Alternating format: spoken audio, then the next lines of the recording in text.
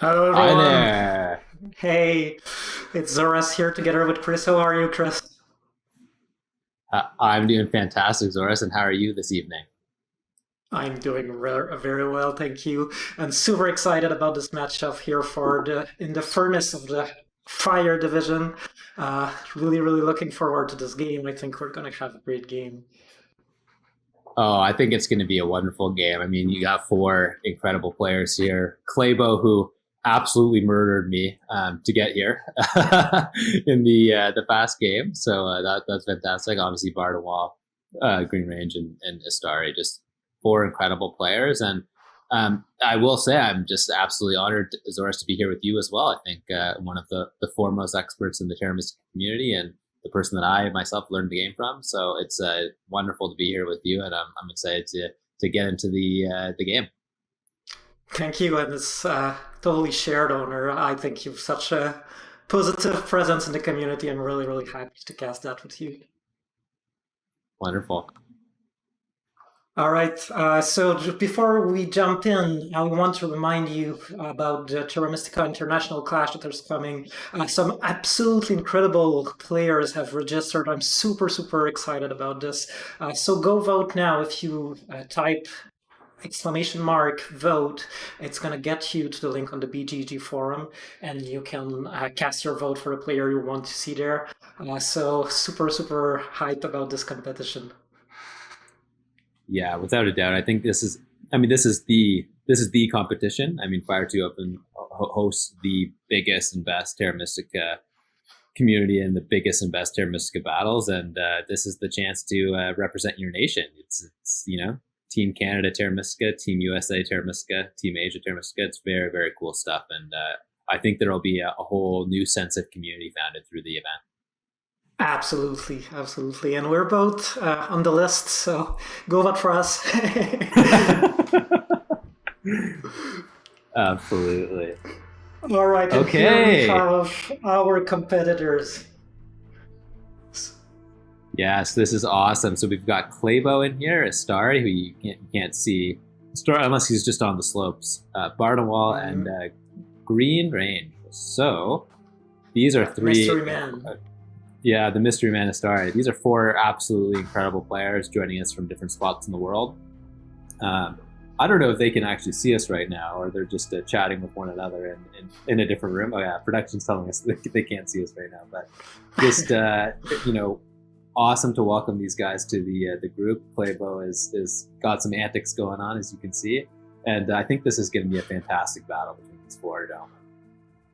Absolutely.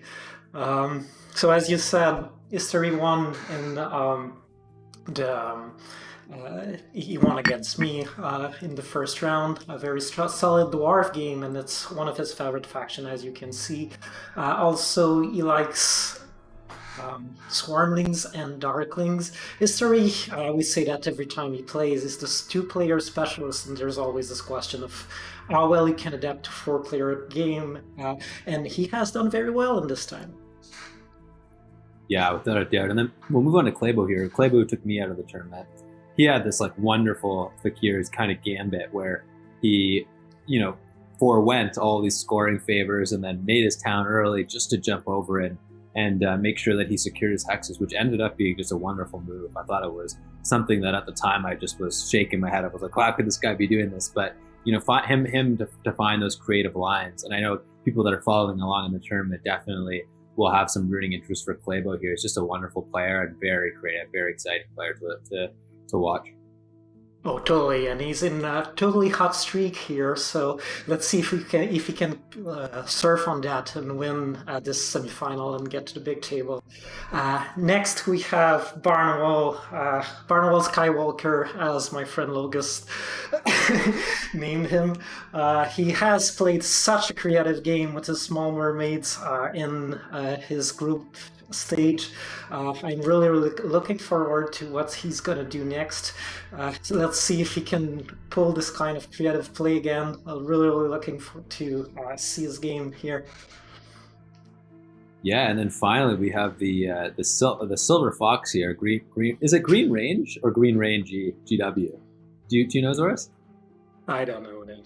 Oh, okay. Well, Okay, so Green Rain GW. So I call him the Silver Fox here. He's got more gray hairs than I do. But yeah, he's also a fantastic player. And Zoras, do you know him from the Snellman streets? I've never played with him on Snellman, but I've looked at some of his games over the years, and he's a very, very interesting and creative player. Oran Specialist, as some have found out in his second chance game. I think it was a fantastic game. And it will be interesting to see if he continues on putting the Oran. We see in Barnwalls is also an Oran player apparently. So it's going to be interesting to see if that shows up soon. Yeah, I think like all four of these players have so much experience. I think Claybo has played probably more games.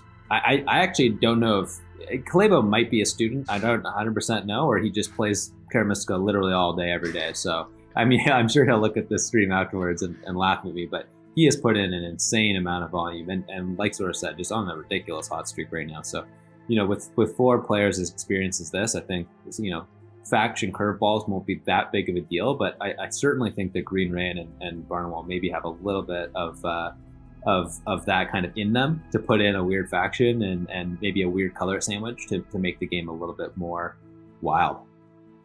Yeah, it's gonna be very exciting. I'm super hyped about this, and very, very curious to see what setup we have and how that's going to turn out. Awesome.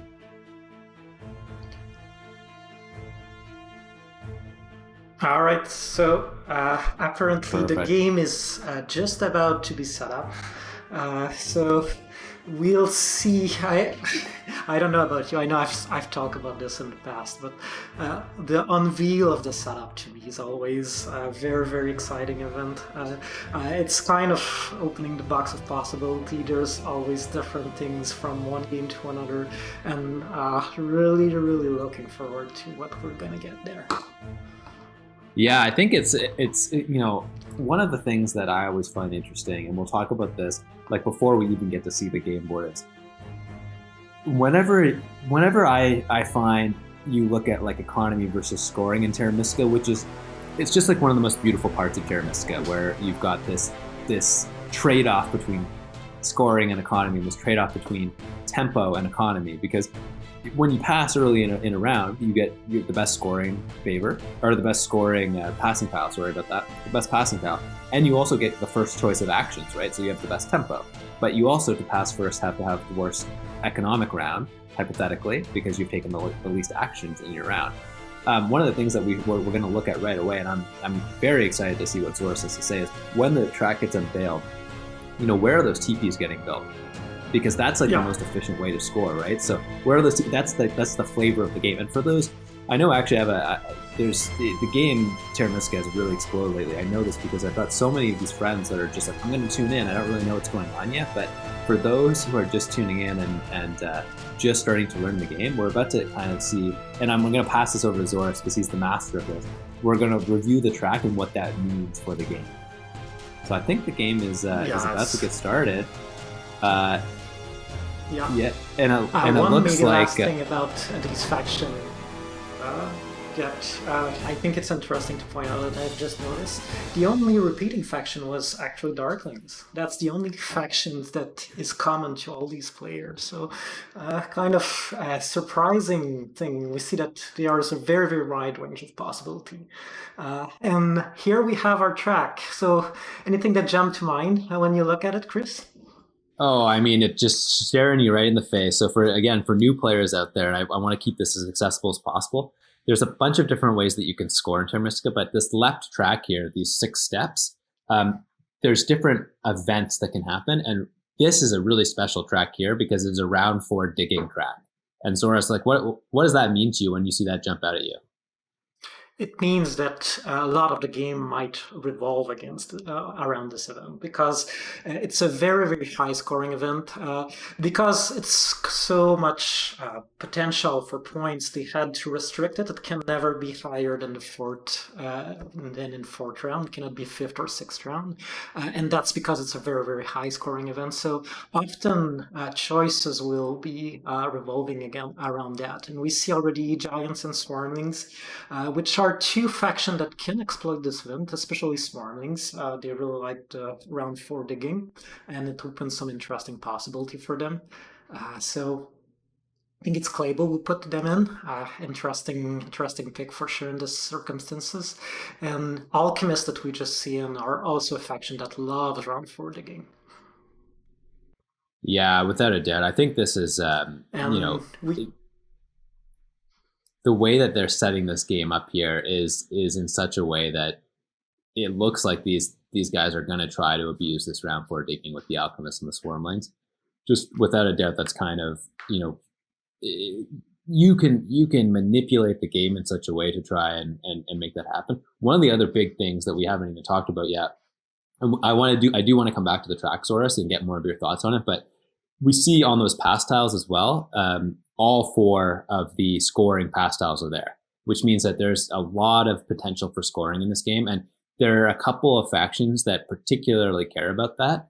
Swarmlings and Alchemists being 2 of those that can really, really leverage the way that they can play their turns and the way they can manipulate how long their turns are to get those pass tiles. So that's extremely important to see here. We're missing on the pass tiles that worker power, that priest, and we are missing temp shipping. And so temp shipping is very, very, very helpful for a Giants game.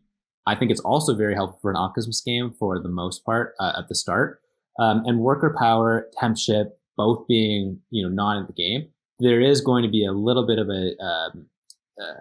a premium to being in that 3rd and 4th seat as compared to necessarily the first couple of seats, because you're missing some of those like really fantastic starting tiles as well. Yeah, absolutely. It's a very good point. And also worth noting here is that Alchemist won't have, since there's no shipping, temporary shipping and no priest, it means that Alchemist doesn't have their kind of usual start where they will go to 2 ships and go for dwelling spree. So do you start Stronghold with Alchemist here? It's going to be interesting to see how that is used. Absolutely. So let's go back. Zoras, let's go back to the track here for 1 second, because we got engineers put in here for it. So we've got a color wheel of blue, black, red, and gray. So when we look at that, and then we look back at the track and how people are going to score here, who are you looking at here as like the number 1 faction? Yeah, I think people seems it's very interesting because we see the more Snellman player, Green Rain, jumped on the engineers, and on Snellman engineers are super, super popular. And in the BGA community, they have kind of fallen a little bit in the power ranking, so to speak, recently. And we see people going all in Swarmlings, which has been really, really developed by the BGA community. So there's this kind of rivalry interesting here. And to be honest, it's not an ideal track for engineers. I mean, maybe round 3 trading posts is a little early for them. Round 4 digging, I mean, they're not going to score much, but the coins is nice for them. The Earth Cult is interesting, so it's not a bad engineer track, but against Giants, I think the bid on Swarmling is legitimate. I understand that right now people started were more hyped on Swarmlings. And so there's 2 remaining factions, Giants and Alchemists. Who do you think is going to be the 30 points faction in these 2? Oh, I mean, I think that without a doubt, so those in the Terra Mystica community for sure know this. People with a lot of experience for sure know this. But I mean, Alchemist is the biggest boom bust faction of them all. I think it has, capabilities to score unreasonable amounts of points. Like I think almost all of my, I think 80% of my 4 town games come with Alchemist. It's very feasible to get to 4 towns with them, whereas it's not very much so with most other factions. I think in this particular game, it's really interesting because the start that you have with Alchemist is, engineers are likely taking that shovel, and then you're likely taking, the Stronghold Sanctuary bonus because there's no priest and no temp shipping. And so it is going to be an interesting one. Also, Alchemist starting with that Stronghold Sanctuary tile is a little bit better than normal because Giants and Swarmlings are in the game, meaning that if you go ahead and open Stronghold with Alchemist, you're still potentially getting Earth 1. And not necessarily just potentially, but you probably are still getting Earth 1, which makes the Stronghold start easily much better than normal. It's also a very, very good starting. The Stronghold Sanctuary has 2 different cult bonuses. But if alchemists do actually get a priest or get a 5-power priest from the 12 power they get from the Stronghold, they can throw that to fire and get the 2 extra workers back immediately. So it's the better Stronghold Sanctuary tile in the scoring track than it would be the other way around with the air one. Yeah, it's a very good point. And we'll have to watch what it does to Giants too, because Giants, when they can get Earth 1, they're much better. Will they get Earth 1 because Swarmings isn't a game, so that's a possibility too. One thing, I totally agree with your analysis of Alchemist. For the overkill, Alchemist is the ideal faction, but they are a glass cannon, right? They are super fragile, so it's high risk, high reward Alchemist. And in a game where you only need to finish second to advance, it's a risk, and I wonder when people will be ready to go for Alchemist. I mean, that also explains, I think, the heavy bidding on Swarmlings. Swarmlings are super solid; their floor is really high, so I suppose that if you're not winning with Swarmlings, you have a good chance of finishing second. So it's kind of a very reliable pick.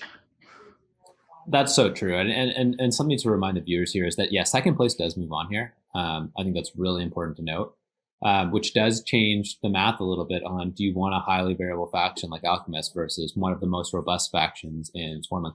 I also, for the record, think Engineers is a highly fragile faction. I do not think Engineers is very robust. Maybe that's because I'm not a great Engineers player, but I find, especially with Giants in the game, it can be hard. I think in this color matchup, though, gray is like by far the best, just in terms of just color and where everyone kind of sits and all that kind of stuff. It feels like they're the best. But for sure, when we look at this bidding, are you starting to get surprised by the spread, or are we still on the right track here? I do really think Alchemist is certainly not the 30. I think Giants is certainly the third faction. Looking at the setup here more and more, I prefer Alchemist. I think Alchemist can abuse that round 4 digging quite a bit more. I think they can start Stronghold into Temple for Earth 1. If they somehow miss Earth 1, they can still do an Earth 2, kind of get those early spades. Going from workers into spades is very good if you can play kind of a culty Alchemist. I think Alchemist actually has like a really, really interesting game plan here. I would start thinking about moving over to them, to be honest. Am I being crazy, Zoras? Is that too early? Oh yeah, I'm with you here. We have also to remember it's a no landscape game, so giants with landscape giants might be able to abuse the spade in round 4, but without it, I doubt that they can. And yeah, I do believe that Alchemist is an interesting choice, and I totally agree with your analysis of Engineers being super fragile with giants, and it's a lot depends on where giants start as they are opening as with their opening dwellings. So yeah, a lot of risk here. And for Alchemist, the big question will be, can they connect? And it's with giants, it can be really a challenge, but at the same time, there's no brown, there's no yellow, so there is more possibility for them. For example, if they start on the East Island on the G. Production, can you just throw up the G5 hexes, please? Yeah, production, just throw out the hexes. We can really chat through this because I want to talk about the start of the game, how that affects the track, how that affects the passing tiles, and like really dig into what you're thinking here, Zoras. I would love to learn more about how you're thinking about this game here and these starting spots, because for those that don't know as well, and again, I know we've got some new viewers in the audience here. It's really important to me to make this clear. Where people are starting in Terra Mystica makes a big difference, because there's a power dynamic where you want to be close to people to get power and build your trading posts cheaply, but you also want to be further away from people so you can, capture all your hexes. And that's one of the beautiful tensions of the game. So Zoras, what are you thinking about in terms of these starting spots? Yeah, it's super interesting. The big question, I mean, Giants almost certainly start D4, although we could get surprised, but I'm pretty sure D4 will be there. And then the question is, the second is where does the second dwelling go? Is it G2 or D7? And both of them are kind of annoying for engineers in their own way.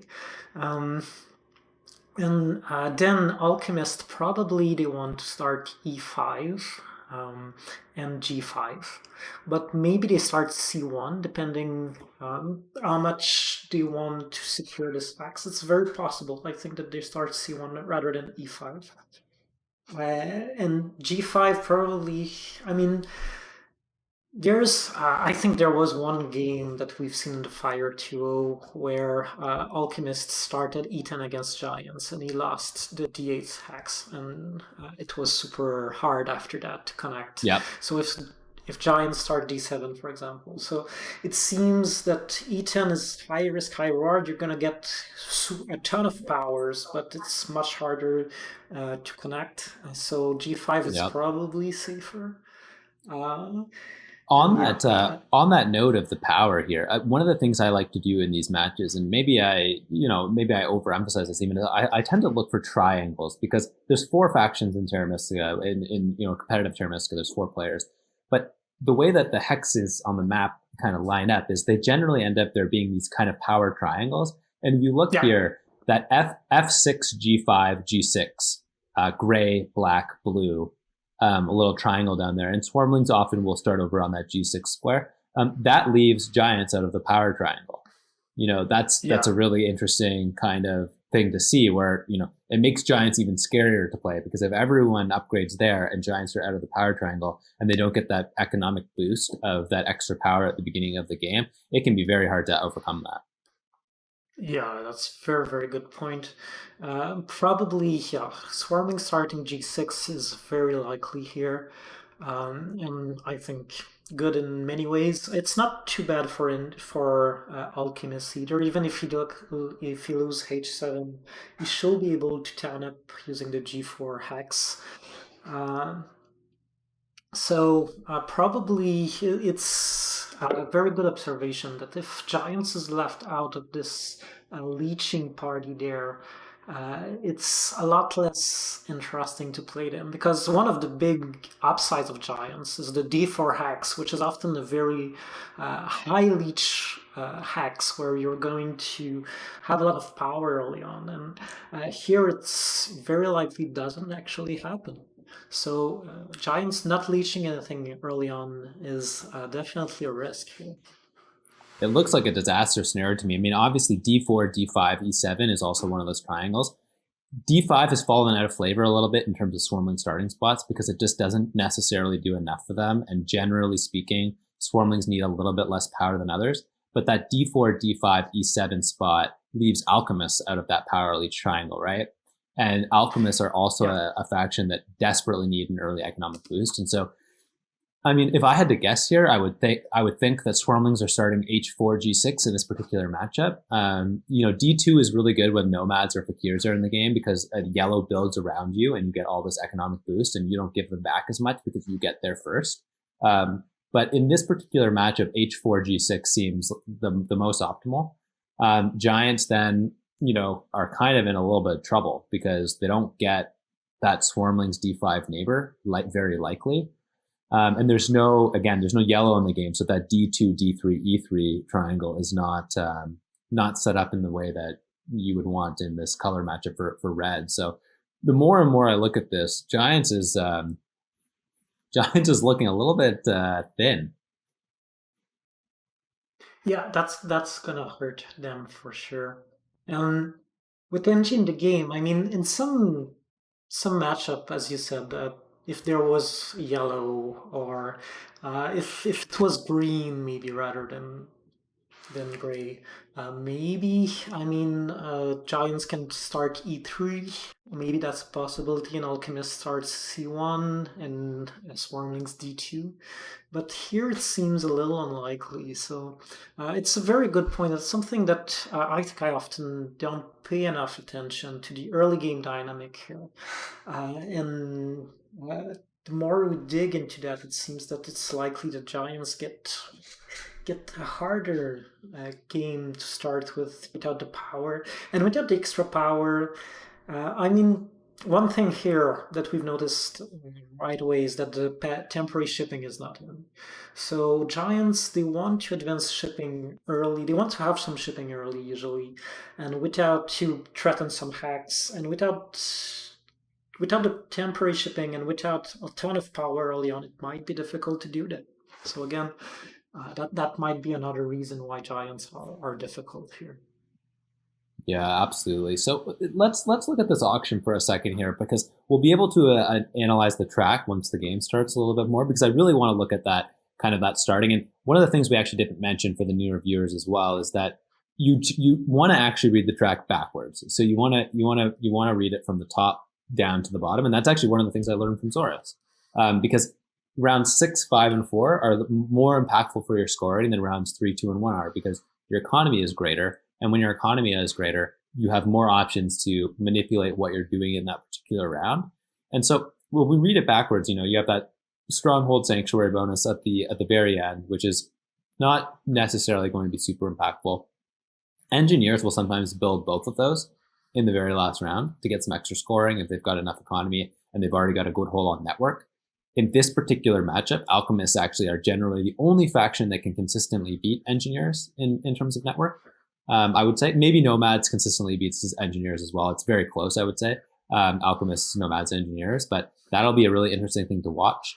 And then you've got that dwelling round in 5 post the digging round. And so generally, if you abuse the digging round, you end up putting down most of your dwellings. And I think there is this weird balance in the round 4 dig, round 5 dwelling, where you want to carve out your space, secure your hexes, but not necessarily build all of them. But you're still going to probably build most of them, making that a little bit less of an impactful round for scoring than normal. And then, of course, round 4 digging, which again, it really looks like Swarmlings and Alchemists are going to be set up to absolutely abuse that in this particular game, with the way that there's likely going to be enough of an economic boost for both of those factions early game. I don't see any reason why they would be stifled, because the color matchups aren't particularly combative. Like there's not a lot of natural hexes are going to be stolen from any particular faction except for maybe engineers. And so I think that that round 4 dig is going to shape this game, if I'm reading this correctly. Yeah, to me that's very very accurate, and that just highlight that Swarmlings are really really strong here. I think right now NG and Swarmlings are almost on par in the bid, and I think that's not good. NG are overbid right now. I don't like the player who's gonna be stuck with them, and right now it's Green Rain. And because obviously the round 4 digs is good scoring event for Swarmlings and LG, not so good in scoring for NG. Then round 5 dwellings is okay, but as you said, probably the round 4 is kind of like a dwelling round already. And the big building at the end is not so high scoring either. It's much better for NG than for Alchemist, who probably already have their big building at this point. And so I think I understand the heavy bidding again on Swarming for many many reasons. I think NG is a little enthusiastic. I'm Yeah, if Giants can get Earth 1, they might start to look like a steal. It's quite kind of possible. Yeah, and that's going to be a really interesting scenario as well. Swarmlings is probably supposed to take Earth 1 in this setup, not because it's better for them than Water 1, Air 1, but just because Giants and Alchemists both rely on it very much. I think Alchemists rely on Earth 1 more than any other faction. I think almost every faction I'm very comfortable playing without Earth 1. I actually think all other 13 factions I'm comfortable playing without Earth 1, and Alchemist is the only faction that I don't think I've ever successfully played a game with them without Earth 1. It's very, very challenging to have a successful Alchemist game. Most Alchemist disasters are because of lack of Earth 1, and then maybe I'm just not adjusting properly enough. But Zora's like, I mean, I love your No, opinion on this totally. as well. Like, it's just they're so reliant on that scoring favor.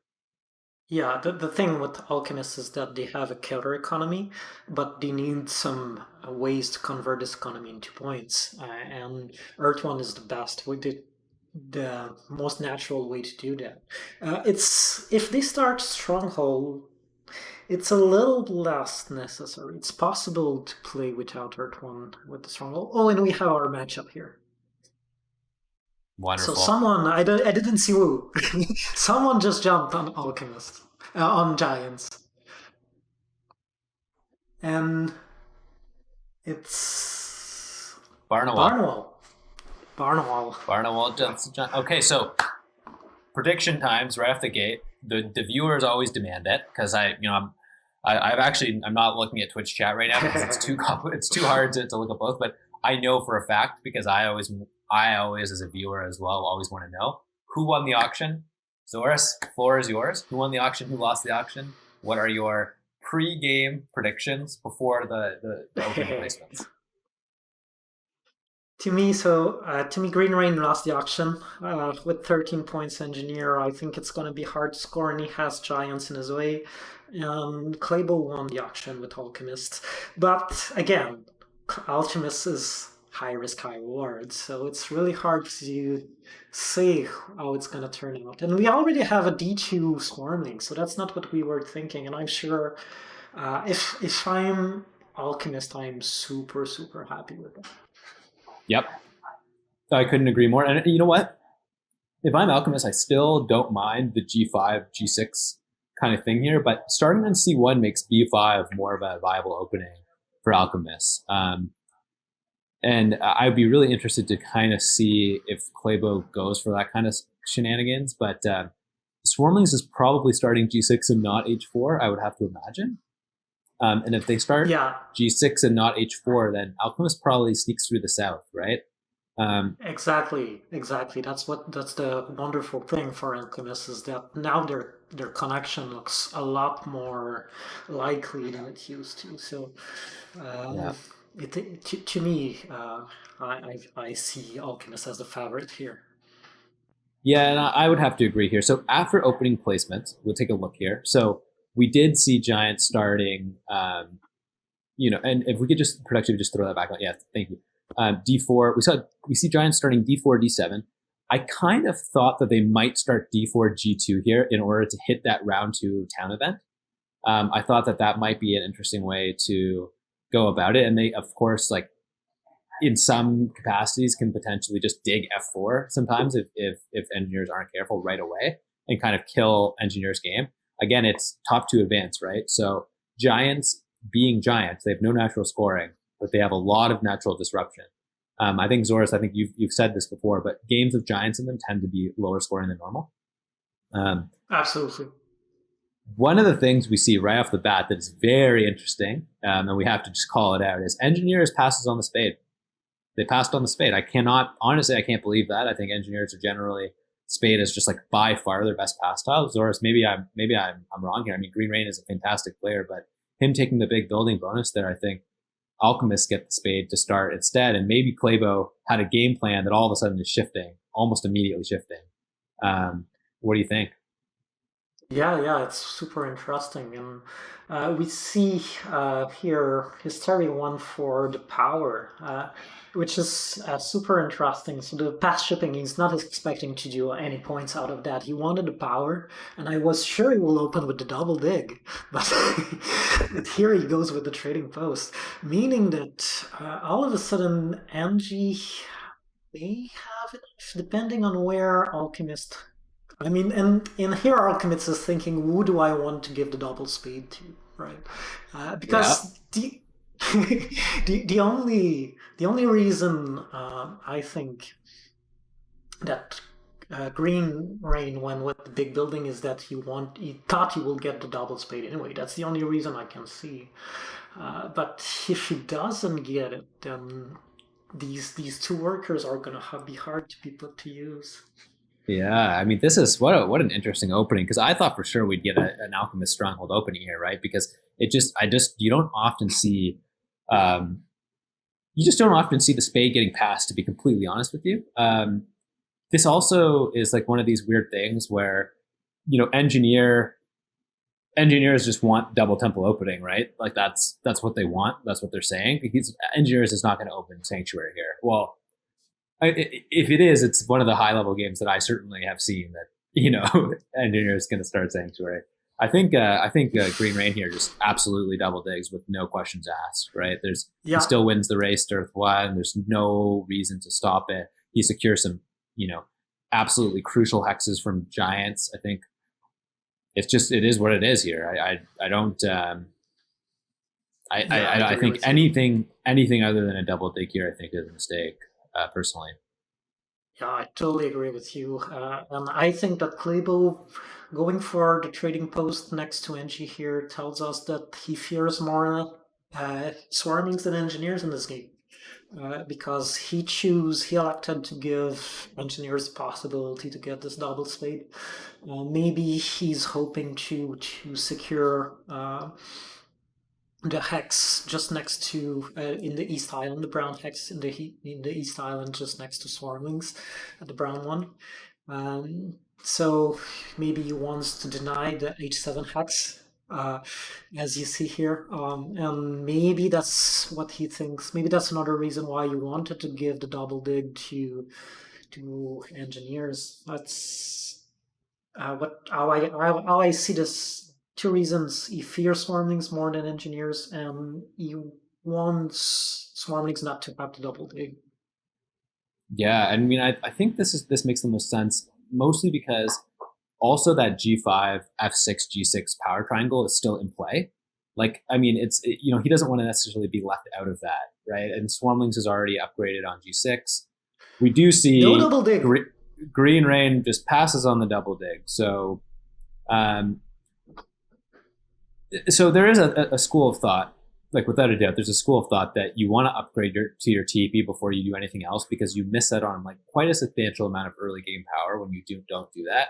But part of the reason you want power is to take really effective opening round, first and second round actions. And there's nothing more effective for engineers than having two spades. So Green Rain passing on that is a little bit suspect to me. Again, I'm a little outspoken on some of my opinions, and I don't know, Zoras, if you want to comment on this one as well, but it just seems ridiculous, almost like I don't understand it. Is what I'm Yeah, saying. we're on the same page on this. I think a double spade was the move. Here, I mean, it's tough now for engineers. I suppose that he still get the single spade, but on which green hex do you use it?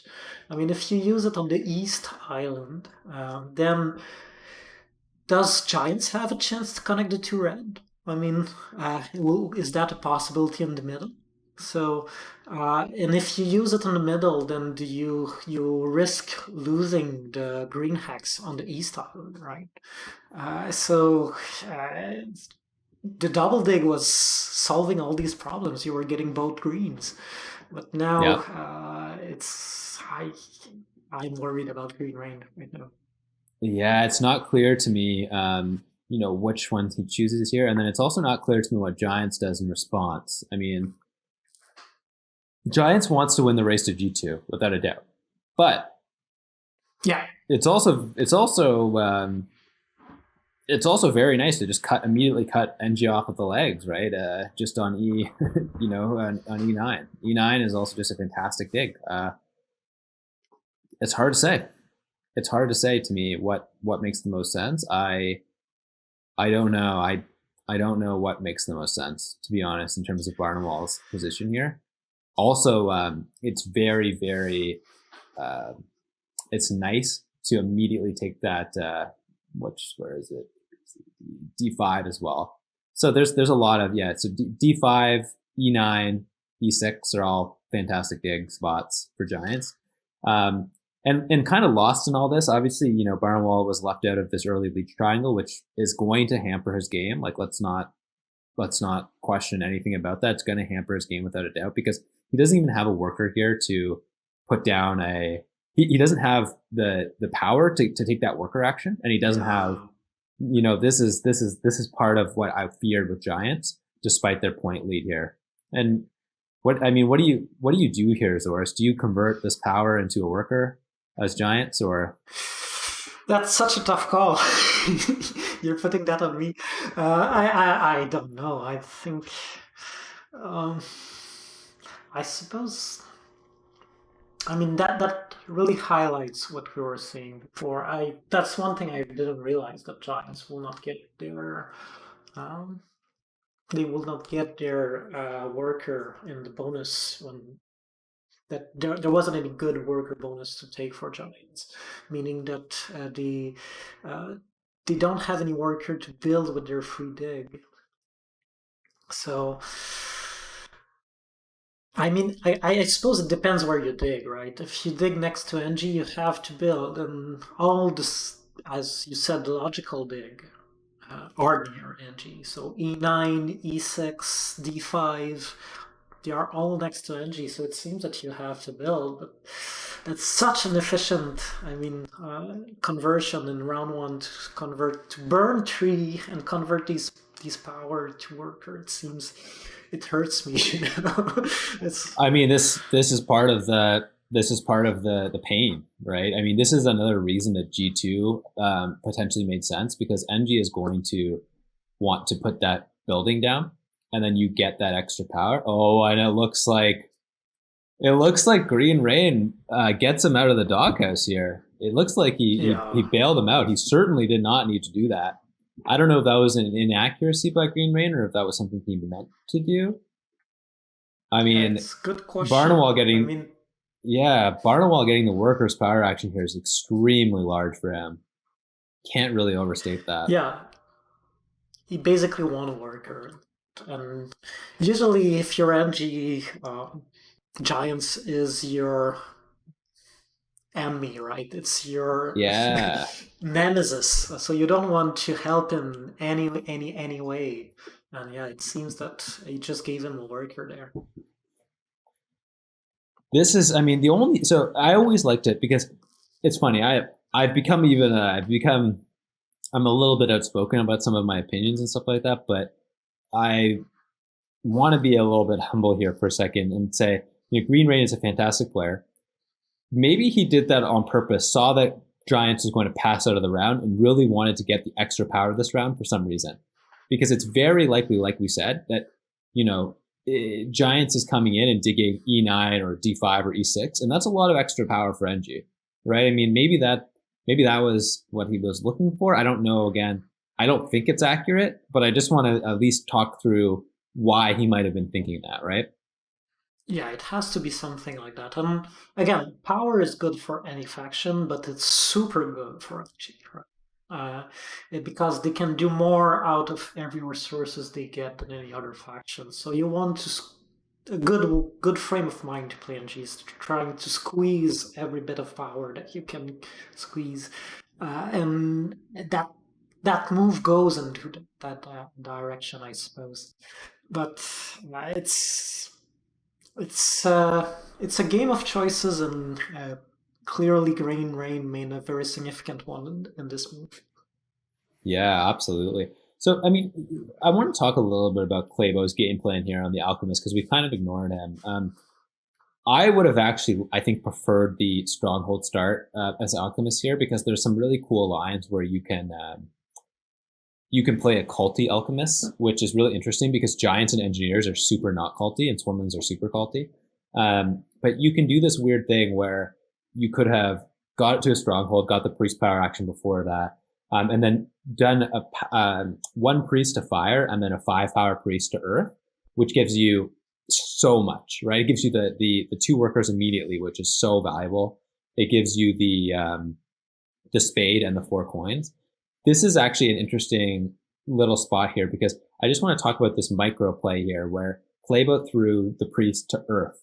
I personally would have thrown this Priest to Fire. Now, I was about to ask you that? that question. I was about to ask you this exact question. Do you send it to Fire? There is more reward on the Earth Cult, but one of these reward is coins, and for Alchemist, coins is just points. So it's like getting 3 points in round four, which is nothing. At this point, getting 3 points in round four means nothing. And the spade is nice. The spade is nice, but Alchemist is all about workers. So I kind of lean toward your line again, saying that I would have sent this priest to fire too. Getting the two early workers would have done something interesting for Alchemist for his next Yeah. round. And so let's just stick on Alchemist here for a second, because one of the things that I would do here as Alchemist is I would build a bridge between C1 and B2. I think the reason that I would do that is because Alchemist getting 3 workers down is really important, or three actual dwellings down is extremely important. He gets B2 and B3. It's his only single dig for 2 hexes. It costs the bridge, which you generally don't want to buy too early. But the thing about this map, and you can see here immediately, is giants. As soon as they get to 1 shipping, B3 is going to be one of the first targets. And so if you as Alchemist can secure B3 before Giants gets there, it's a huge boon to your expansion capabilities, because you've got so many things here where you can now go through the north, you can go through the south. It gets really hard to cut you off. And so I, A, love Claybo's start here, and B, I think would certainly take the bridge here to B2. What do you think, Zoras? Yeah, what makes total sense. I mean, it's one spade that gives you 2 hexes, so that's interesting.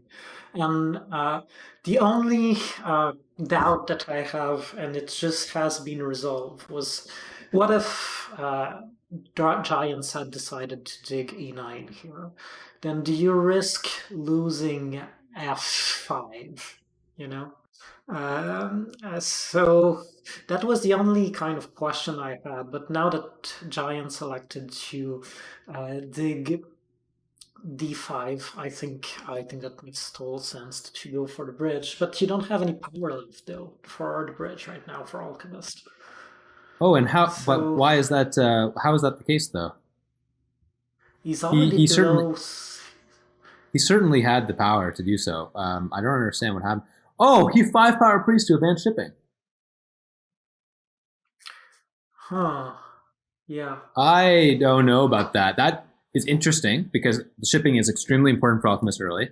Maybe it is actually the more accurate move in some senses, because now next round he can advance shipping one more time with that extra priest he's going to get, and hit up all those blacks. You can just throw on that the hex is just one more time production. So we're asking it of you a lot, but he does all of a sudden get E5, B3, A8, B5, and maybe in this particular case, he's actually shoveling F5 to get to H5 as well. If this was the case, if he was going to advance shipping though, and I want to make this super clear because it's important to have a cohesive game plan, then Priest of Fire is so much better. Because if he's planning to Yeah. get to 2 shipping, right, Priest of Fire is like, oh, baby, do I like that then, right? Because then he's going to have his 3 workers, his 5 workers with the 2 from Fire, and he puts down everything in round 2. I actually love that line. But Yeah. because he threw his Priest to, Priest of Fire would have been so great with this shipping 5-power Priest shipping line. I love that. Oh, sheesh. Yeah, Um, I totally agree with you. I think the 5 power priest for shipping is super interesting, maybe more interesting than the bridge. But it had to be coupled with priest to fire, and we see him digging B2 here. It's which is fine. I mean, the only thing is that he's probably not digging B F5 next round.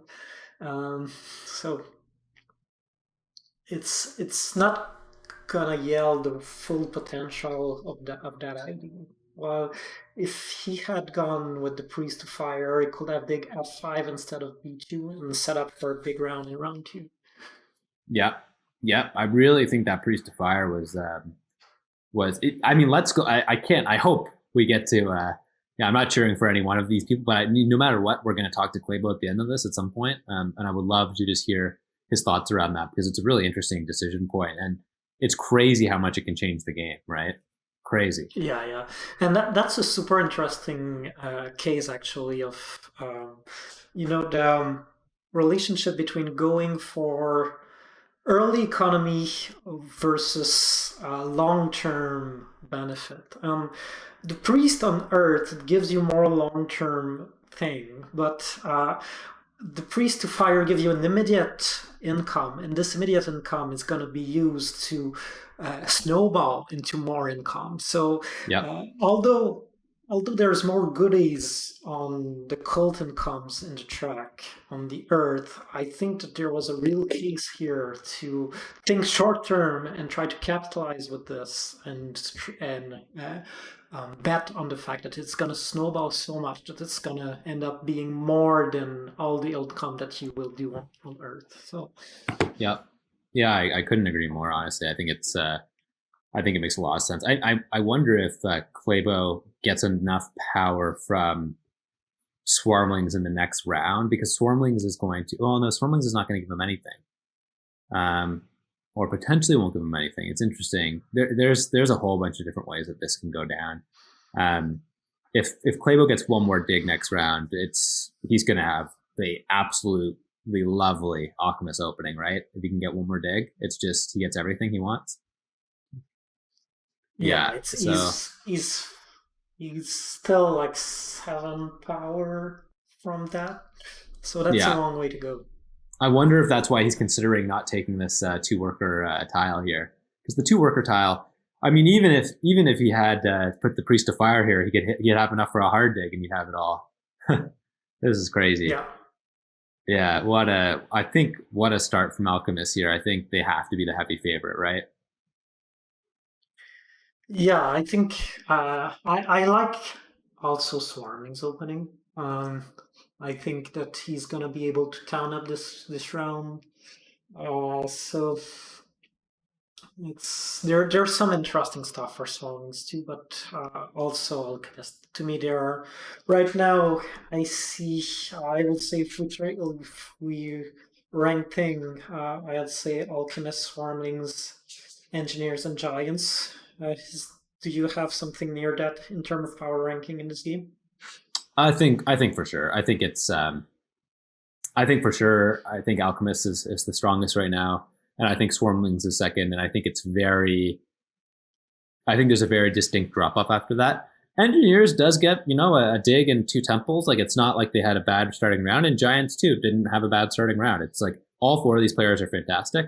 I think Giants just missed disaster by a hair's width. I mean, if Green Rain doesn't want to upgrade in the center, and give Giants that extra tempo to take the workers action, I think Giants would be like almost out of it by now. But because of that, I think all 4 players still have very much a fighting chance. I just think that Clabo, by advancing shipping there, I think was a really smart move. I think it was really gutsy.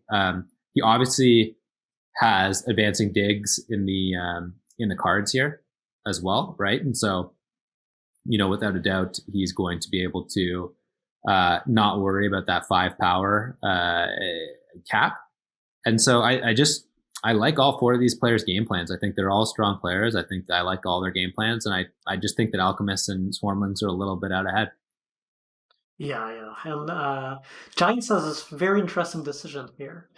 Does he go for a temple or one, and that's might be what he's thinking, or does he go for the town with the bridge here?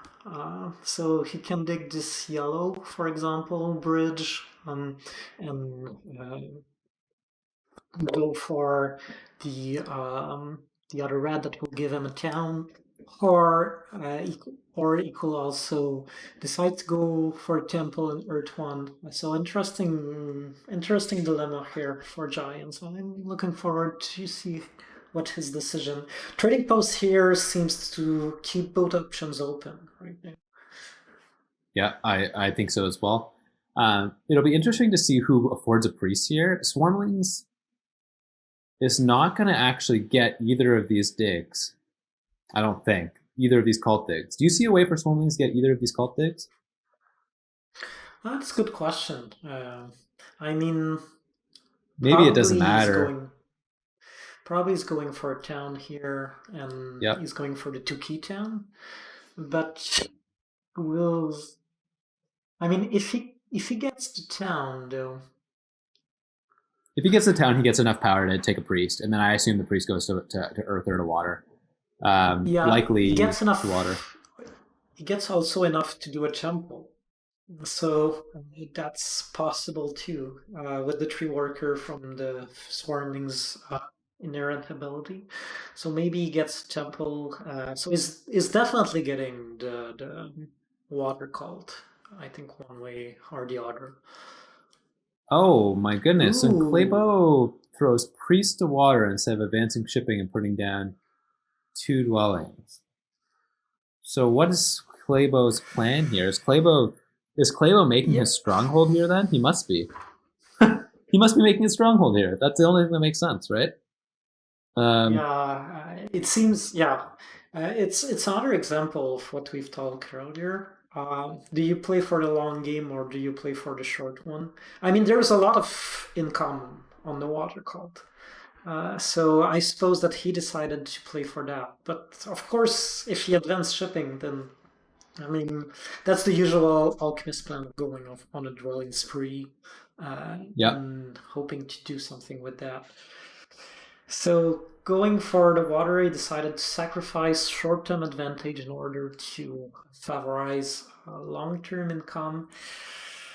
And I don't know about that. I mean, Giants here we see decided not to go for it one, so he's going for the town, I'm pretty sure. And I figure it's likely he's going. Oh, we see an undo. I think is that correct? Do we have the right to do that? Um, I thought it was like very regulated. yeah. I mean, productions. Maybe you could just jump into our ear here for a second. I think that he's allowed to do it so long as he takes the same move. Same Um, move. yeah, and I think what he did is he threw a priest to earth, and then he threw the priest back to earth with just changed the way he was adjusting his power. I I think see. that I was see. what was allowed. So because it's just a power move, then he's allowed to do it. Yeah. Yeah. Okay. Okay. So Good. we see Claybo pass here, so he's not going for the stronghold. I don't understand this at all from Claybo, Wow. but he did just destroy me in our last game, so I can't put him on blast. I can't put him on blast because he just absolutely murdered me in our last game that we played. But I don't understand this at all. Like I Yeah. really, So I don't get it. what I was about to say before going bunkers because of of the undo was that Giants is going to town up, and I suppose is going to for the shipping town, meaning that it's gonna put some pressure on Alchemist. At least his northern connection is a little bit more uncertain than it was. Maybe the southern path is still open, but it seems a little less comfortable. As for the playbook, the only thing is I can imagine here is that he's trying to pile workers further around for digs, but it's, yeah, I don't understand it. I Like yeah. Claybo is an incredible player, and I'm interested to see what his game plan is because I don't understand it right now. That doesn't mean it's not amazing. Like I can't wait to be proven wrong here. Um, taking this type of line with Alchemist here doesn't really make a lot of sense to me, especially with what it could have been. But this kind of culty alchemist thing is kind of actually the way I would have played it with the stronghold opening, just not what I would have played it with the spade opening. You know what I mean? Like I was actually looking to get priests to fire, water, and earth in a lot of the runouts with that stronghold opening for alchemist. I really liked that, and maybe that's what was in his mind. And then he got the spade and had all these other opportunities, but kind of locked into this culty alchemist line, which I actually thought was the plan when you thought you were going to get the stronghold tile in round one. But I don't know. Maybe he's just seeing something that we're not seeing as well, right? Yeah, we've seen Sprockets, for example, play a very successful cultist alchemist in the Fire Tube in last season. But here, I mean, it's different games. Swarmings are in, and NG are hitting. Earth very, very hard. So I don't see Alchemist winning all the calls in Sprocket's game. It's No, very probably, fair. yeah, probably here he's Sagan at best on water and Earth. Interestingly, Swarming's going for Earth 1. Uh, I feel like it's a denying move against Giants. It's definitely a denying move because it doesn't seem to make us much sense as a water one here. I think it's a fine denying move to be honest. I don't think it's wrong. I I think mean, it's totally fine.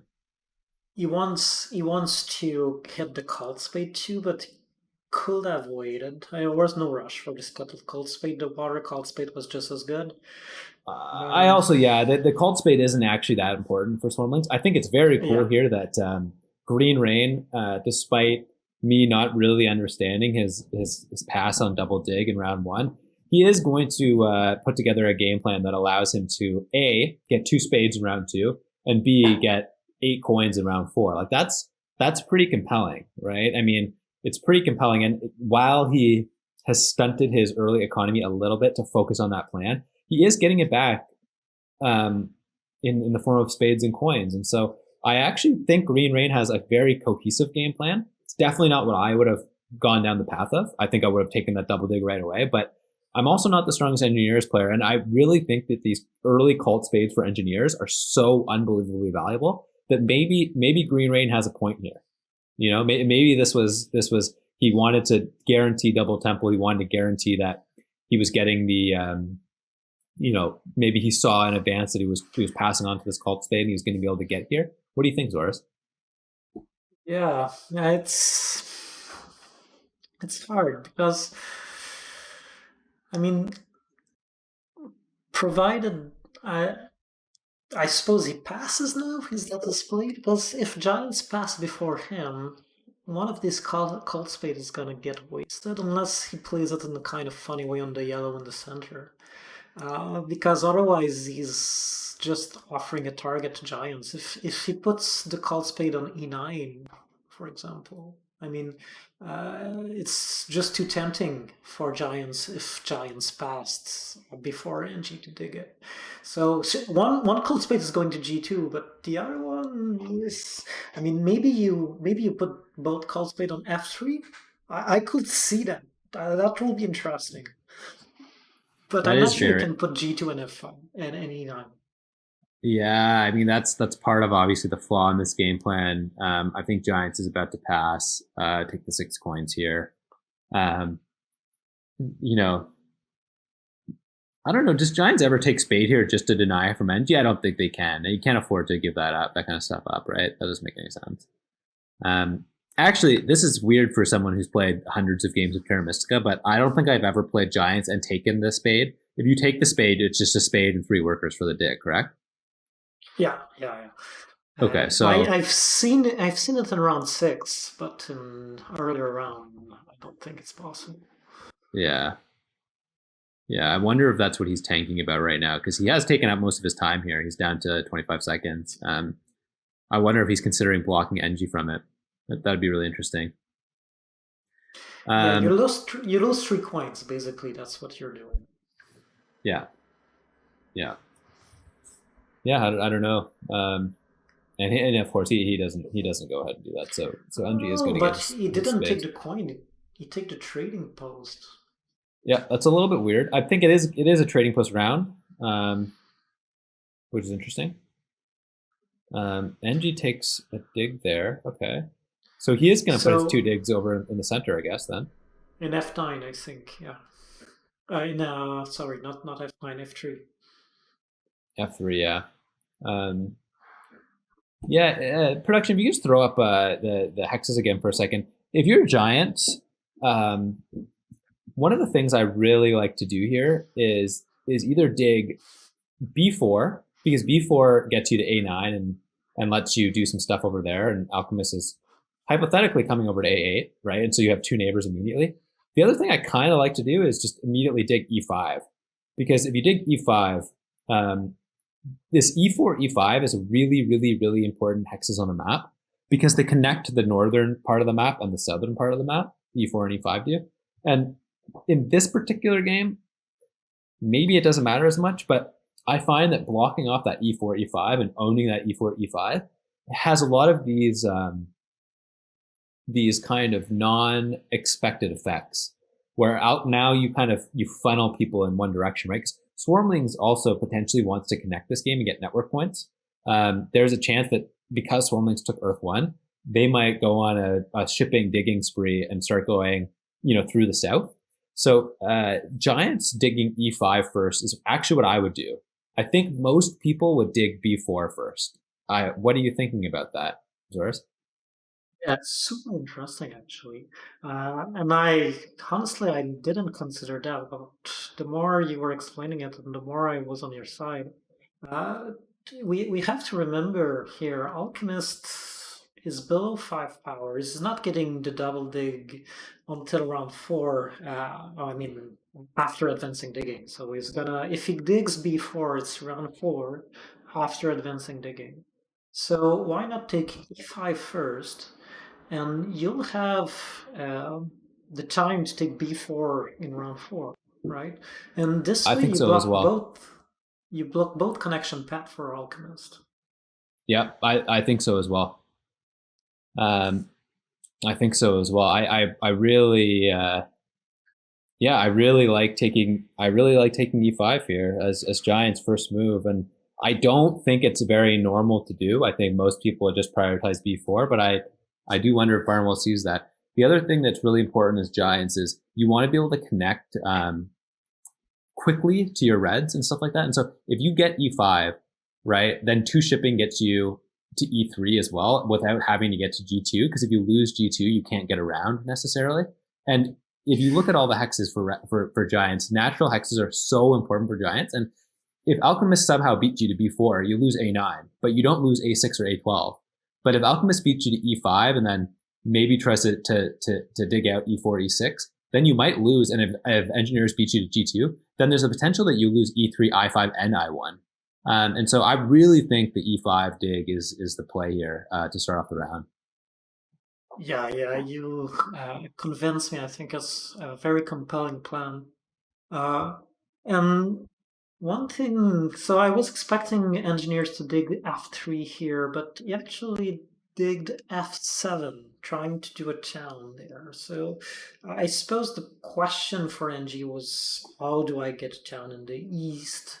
I was more in the frame of mind to just forget about towning up in the east, but apparently decided that it was important. So he's aiming at f7, which is 3 digs, which is so much for NG.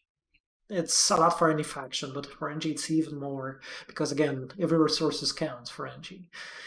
Yeah. I can understand the decision. I'm wondering how it will turn out. And we see Sanctuary here. Or Sanctuary Water One. I don't me, understand that. I don't think I would ever have done that, to be honest with you, because I as engineers too, and I'm not a great engineers player. I'll stop qualifying that. I know that kind of stuff gets annoying, but I like to keep the 2 temples on the board, right? That the second temple of engineers is so powerful, right? If we really think about it, and maybe you can talk to that a little bit about that second temple in engineers and it being such an economic powerhouse. I don't see this one.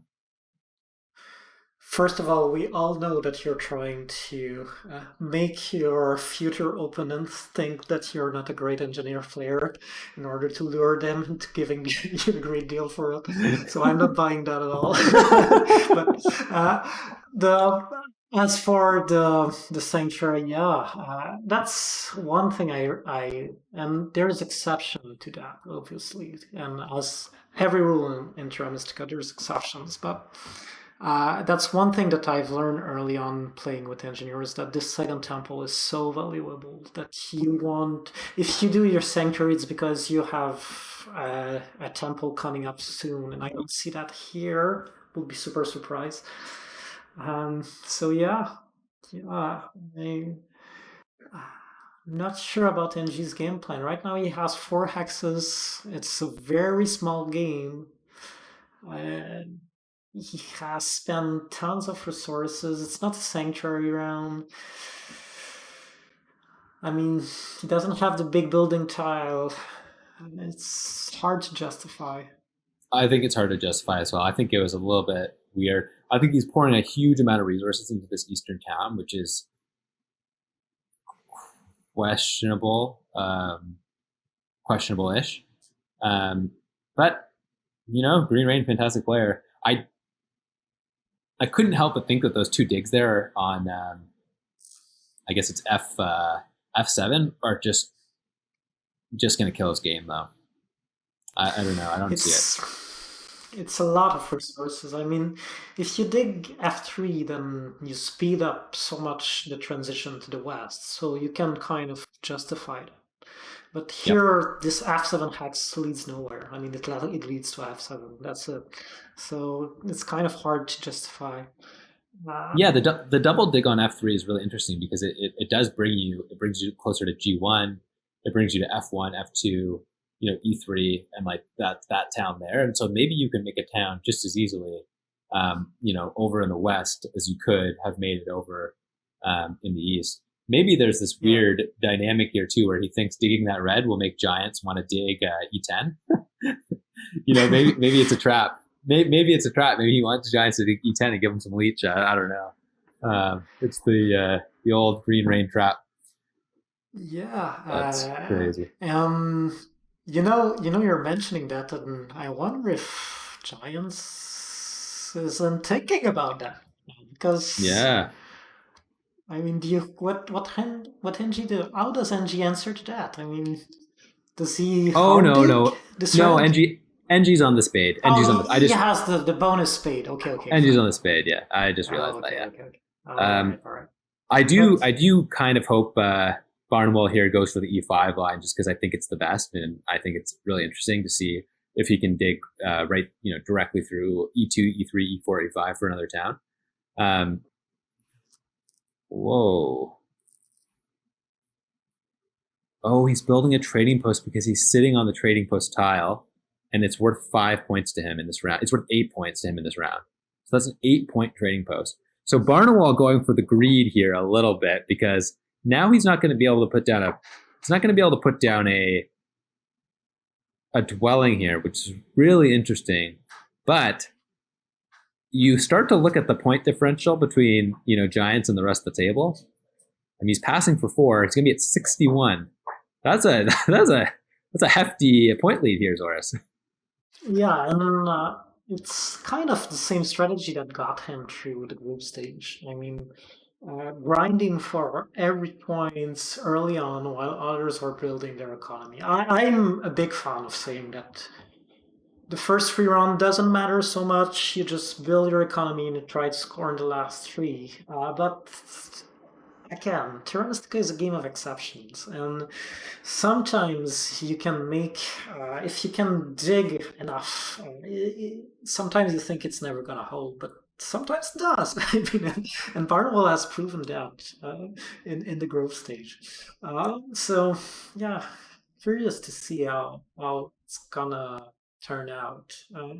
And one thing, so all player rushed water one. I suppose if we're looking for an explanation for the sanctuary from NG, it's because um, you had alchemists that were about to take water one, so that was his last shot to get water one. I suppose he thought uh, there's not, and we've noticed that already, that there's not that many ways to score for Angie's, so probably felt like that water one was super, super important. Still, I mean, it puts a lot of strain on his economy, so. One of the things actually that's a little bit interesting here that I will admit I miss is maybe he can just go trading post, shipping tile, grab back gray, and then he is on sanctuary, 2 trading posts, temple, 2 dwelling. That's pretty decent actually. As much as I didn't see this line of play working out, he does get to make 2 6-point trading posts here into a town. And I think I like the shipping town here personally, and then grabbing that loss. He has just enough to do that actually. He's got 5 coins and 3 workers, so that's kind of compelling, to be honest with you, to have Sanctuary, 2 trading posts, the temple, and 2 dwellings down. That's kind of compelling. I don't hate that. It's not what I would have done, certainly, but it's not, doesn't mean that it's bad. What do you think about that? Yeah, it's a good point. I mean, trading posts are NG's best building, so it's to have 2 down is interesting. And being at 2 workers is the most efficient. At 2 dwellings down, 2 not upgraded dwellings down is the most efficient that NG can do before getting to 5 and 8 dwellings. So can see the reason here, and he's continuing to get power. I mean, yeah, it's I can see the reasons for it. We will see now. So he will have to beat giants. He has a lot of digging to do. He has to beat giants to the G2 hacks. And he still cannot do a sanctuary town in the middle, so we'll have to find another way in order to do this. And again, yeah, I think go ahead. I think engineers can definitely just go ahead and take G3, right? G3 and make that bridge. I don't think G3 is necessarily under threat from anyone.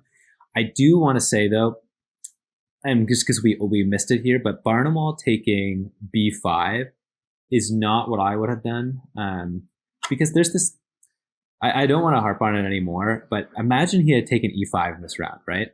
Even if he didn't build on it, even if he does the trading post, the greedy trading post thing, but he digs E5 first.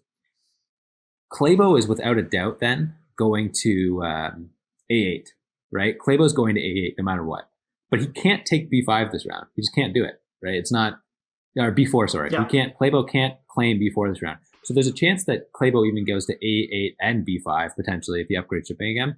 And then it's going to be really hard for him to take A9. And so if Clabo even just goes to A8, then Giants all of a sudden has this really compelling 3-town plan where he takes E5, E4, E3, E2, and B4, A9, A10, A11, and goes through that way. And so you've got your kind of bastions of exactly what you need for your 3-town Giants game. And then maybe you even don't need Water 1, right? Like he took Water 1 here, but imagine he just put down another dwelling and another trading post and then ended on 3 trading posts for the 6 points, the 6-point pass.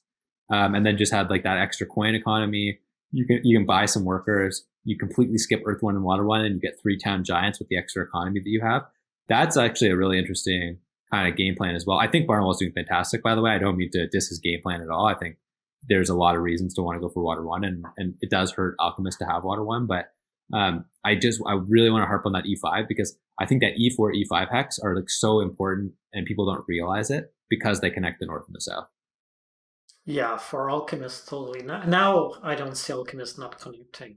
And that's huge for him. That makes an incredible difference. If Alchemist were to have been blocked by Giants from E5, as you suggested, then it's connecting. I mean, it's still in the card. I think that probably still ends up connecting, but it's way harder than it will be right now. Right now, I mean, it's going to be super easy for Alchemist. He has, even if he doesn't connect now, north, the south path is totally open. Yeah. So there's so many connection points for Alchemist here. It's kind of over. Trying to stop them. I think it's just too easy. I mean, he might even hard dig right now this round. I don't know for sure if he'll hard dig this round, but I might be inclined to do so in some capacities.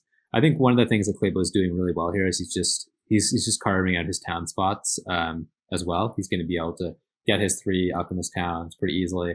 I think there's an argument to be made in this game that he makes, well, I don't know if he makes 4 towns. He doesn't have Water 1, so he's going to have to play this game a little bit differently than he would have if he had Water 1, of course.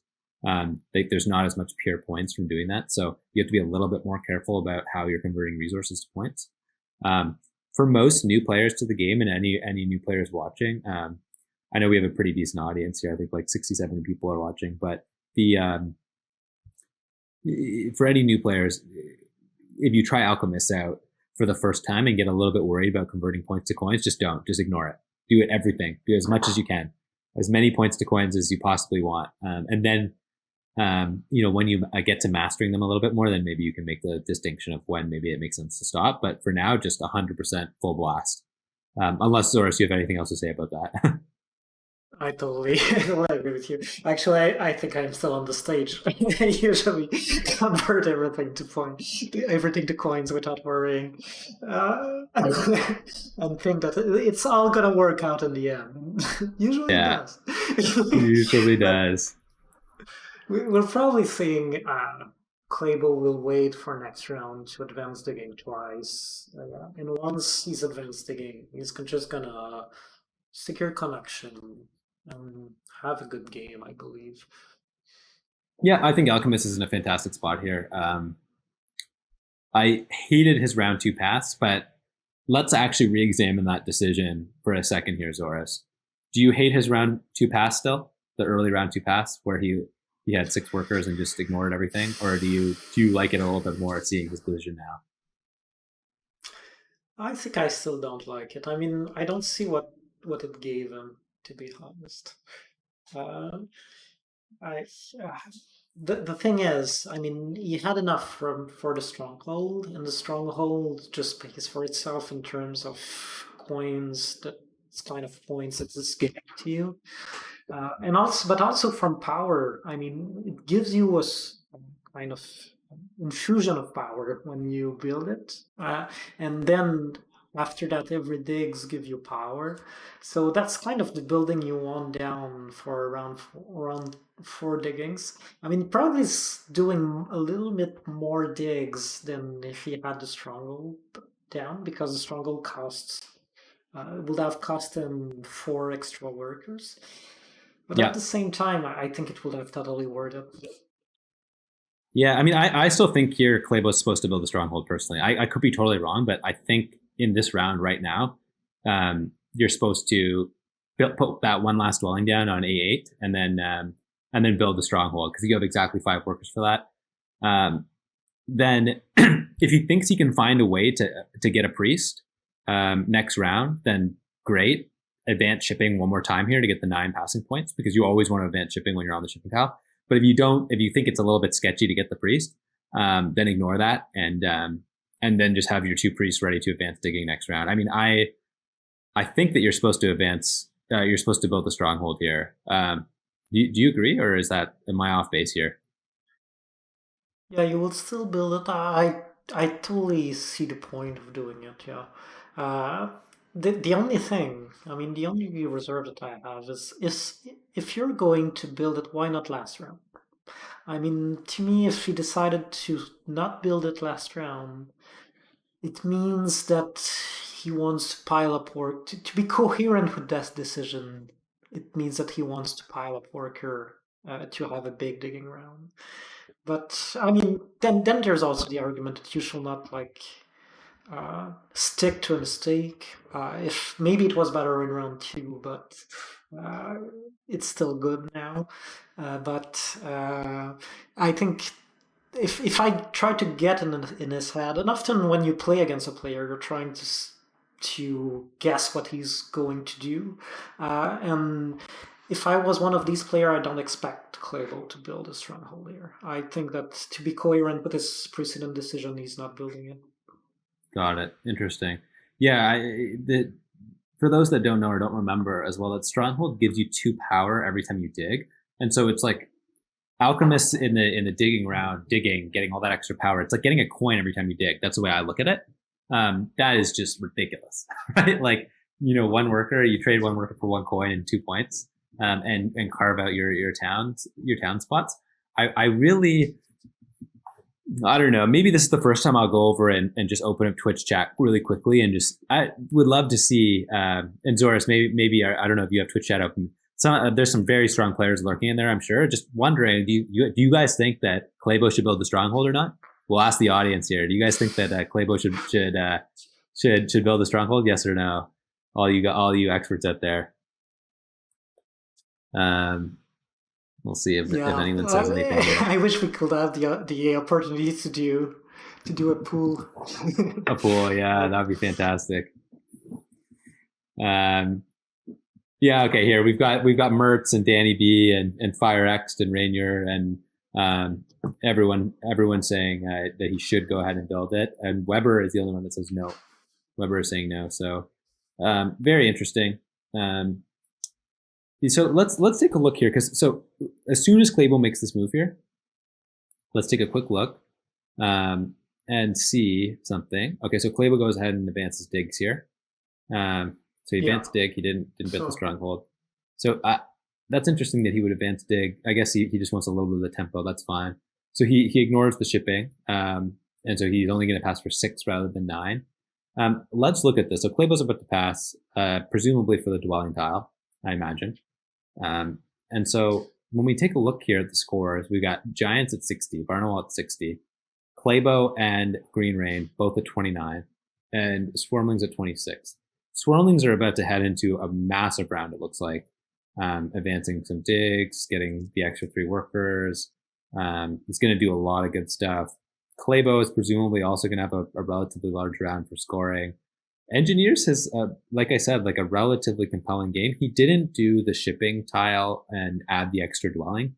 He did the 8 cult step. So that's something that I would not have done. Doesn't mean that it's right or wrong, obviously. He does get an extra dig from it, actually, which is pretty compelling. So maybe I'm off base here. And then Giants is just way ahead in points, like way ahead, like double everyone else. But he's going to have some worker problems this round, and isn't set up for the type of round that the other players are. So where do we stand at the halfway mark? Zoras, what's the crystal ball? Oh, I think that's, to me, I don't like so much Giants game, even though, I mean, maybe Barnum. I hesitate. Go ahead, no filter, Zoras. No filter. Well, because last time I thought that Barnwell game plan was not viable, and it turned out to be super viable. I thought that he was playing a too small game, and he proved that he was able to manage that. So let's see if he's proving me wrong. But I'm afraid he doesn't have that much left in the tank. That yes, he has this big lead, but. And then NG, I mean, I'm still skeptical. We see him lose another mountain with this dig from Swarmlings. I mean, NG, if you compare in a normal NG game, there's so many hacks that he doesn't have, right? He doesn't have the north as he usually have. So the northwest, even the northeast is less kind of compelling than it usually is. I mean, I don't like that much as game still. I'm not convinced. Alchemist, I think, it could have a better game, but I still really like his game. I think that we're as much as I don't like her tone for Swarmlings, I think Swarmlings is going to have an interesting round here. Very, very interesting round. Yeah, I agree. I couldn't agree more. I think it's going to be very strong. Let's talk about this, because this is a really interesting point here. So Barnwell had the first turn here, right? And he had 5 power. I'm not sure if he had 5 power. Maybe he had a little bit less than that. I guess he threw priest to fire, right? So he got 3. Yeah. He got 3 power from it, and then he converted 1 to a coin already. Yeah, so I think he was actually sitting on 5 power or 4 power. So he could have taken workers or coins to start off the round. I certainly would have. I was actually really interested to see if he took workers or coins. I would have taken workers, I think. But he instead thought priest to fire was the most important thing here. Do you agree with that? Well, from the fact that he didn't convert, I think he was looking forward to go for the double spade. That's the only way I can explain it. And we see that NG took the double spade, so it obviously didn't work. I mean, it completely backfired. I mean, he still has the option to go for worker, I guess. Although maybe Alchemist goes for that now. I mean, that's very possible, very likely. actually. Yeah, and if I'm Alchemist here, I'm snapping up the workers like without a doubt. I don't. I mean, Claybo's obviously going to take his time to think about it because it's an important round and all this kind of stuff. But 2 workers here is just a complete no-brainer to me. It's massive. Um, Yeah, absolutely. He goes for the yeah, priest. he goes for the priest. Interesting. Okay, well, so why would he go for the priest? If we think about this for a second, what is the priest? Maybe the best thing I can do What is is the search. priest doing What for should I him? search? Interesting. He wants to advance shipping. Obviously, I think maybe a little anxiety to connect. So he wants to advance the 3 ships, um, and build in the H3 area. Yeah, the southwest, Uh, right? Yeah. yeah, Um, and maybe he's planning on a town there because probably engineer is going to take G1. engineers will join Uh, him, yeah. So the southwest town is certainly viable. But is Claybo's economy good enough for a 4 town game? Because if it's not, then he's already got his 3 town spots, right? Like why would yeah, he I. rush That's a very that? good point. That's a very good point. I don't think that it is, and I don't think that it was. Yeah, you know what? Maybe he's afraid of swarmlings. Uh, so if swarmlings, that the idea is that if swarmlings get southeast, then maybe he can take all his axes for connection. I mean, I'm trying to find explanations here. Maybe he's afraid that swarmlings will cut his connection from the south. So maybe he wants to get to 3 ships to secure H3. Yeah, I So don't that's understand possible. I think the workers here are so good. They're Uh, just literally so good. So I don't really get that one either. But again, Clay was a fantastic player. One of the things I want to call out here is for Green Rain, I can't see him as much as the NG game looks okay. I can't see this going well for him because if you really count it out, if you look, he's got 1, 2, 3, 4, 5 non-natural hexes here, and he's spent 3, 4, 5, 6, 7. He's spent 8 digs to get 5 hexes. Usually, you want the inverse, right? 5 digs for 8 hexes would be yeah. okay. 8 digs for five And hexes is holy moly. I mean, That's and not it's good. kind of unlikely too that he's advancing shipping here. Maybe, I mean, Yeah, and we'll see. I mean, for example, Alchemist could hurt him bad by digging G3. If Alchemist dig G3 after advancing digging, there's no path for connection for NG. It's done. Or maybe like there's some crazy idea like E4, C2, C3, C4. yeah, yeah, I yeah. Fair don't enough. see it. Fair enough. Yeah, I so don't I see don't it see it. either. Yeah, So and I again, this is a game. This is a game for top 2 moves on. So Alchemist very, very well could dig that, right? I mean, I don't know though. Is NG ever beating Alchemist on network ever? Not in this game. no, I don't think Not so. happening. So maybe it's not even worth it. Um, Yeah, maybe it's it's not even worth it's it. it's true. It's a good point. I mean, maybe he wants to like do a town in this area, H4, H5, I7, I8, and he wants neighbor there. So he wants Yeah. actually NG to go G3. So Do you that's see how possible. Giants here getting water 1 and then building? He built 1 trading post since then, right? He didn't build 2 trading posts with water 1, just 1, I think. Maybe I'm I wrong. think he Maybe the got viewers will.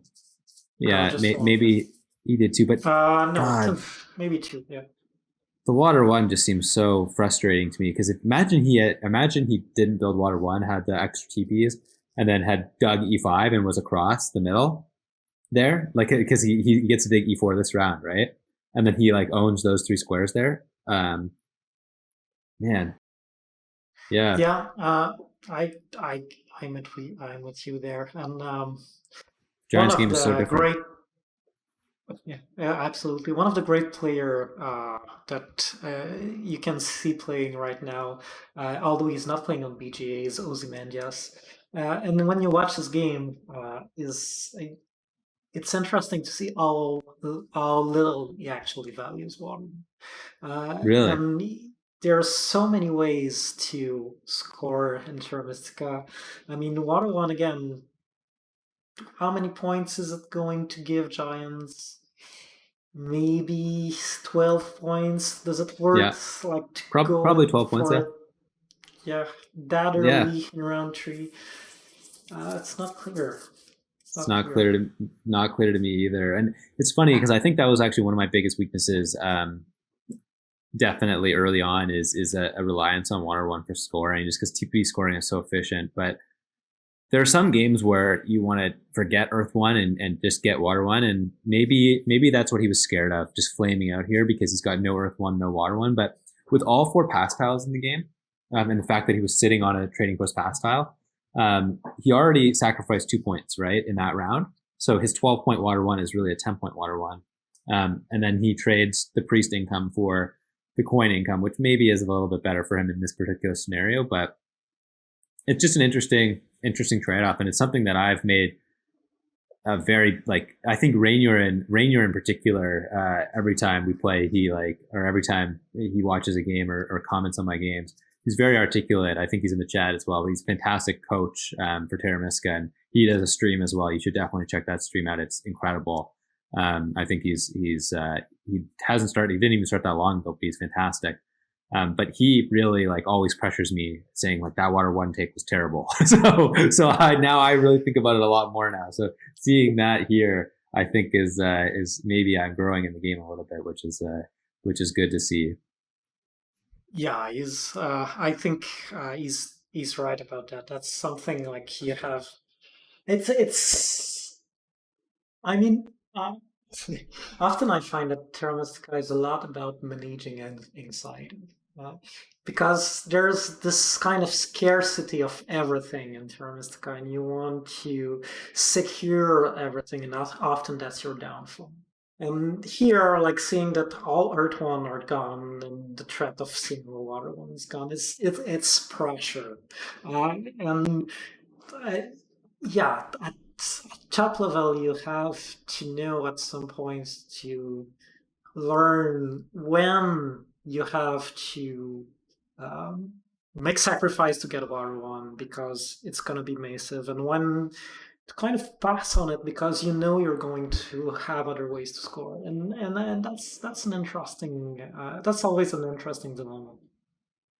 Absolutely, absolutely, yep. I mean that's the part of the beauty of the game. Part of the beauty of the game. Yeah. We're going to get to see Swarmlings carve out a couple of extra spots here.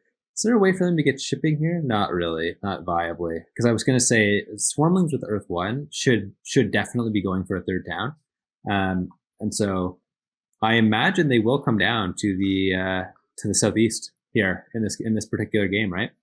I don't see a reason for them not to. Yeah, well, it will depend again. What's our alchemist plan in this area? I mean, uh, this priest got me really intrigued. To me, that means that he wants to go three ships. That's the only explanation. And yeah, if he's going three ships, he might be disturbing this town there. Yeah, fair enough. Fair enough. Yeah. Although Swarmlings is going to have no problem digging. Is it H3? What's the bottom row? I3 is going to have no problem digging I3. Although maybe Clavo just puts a stop to it and just digs H2 immediately, right? Then the dream of that dies. Clavo just diligently here carving out his town spots. It just really hurts to not have the stronghold up here though. Like having the stronghold up here is so nice to get all this extra power every time you dig, right? Absolutely. Yeah, just a hugely different game.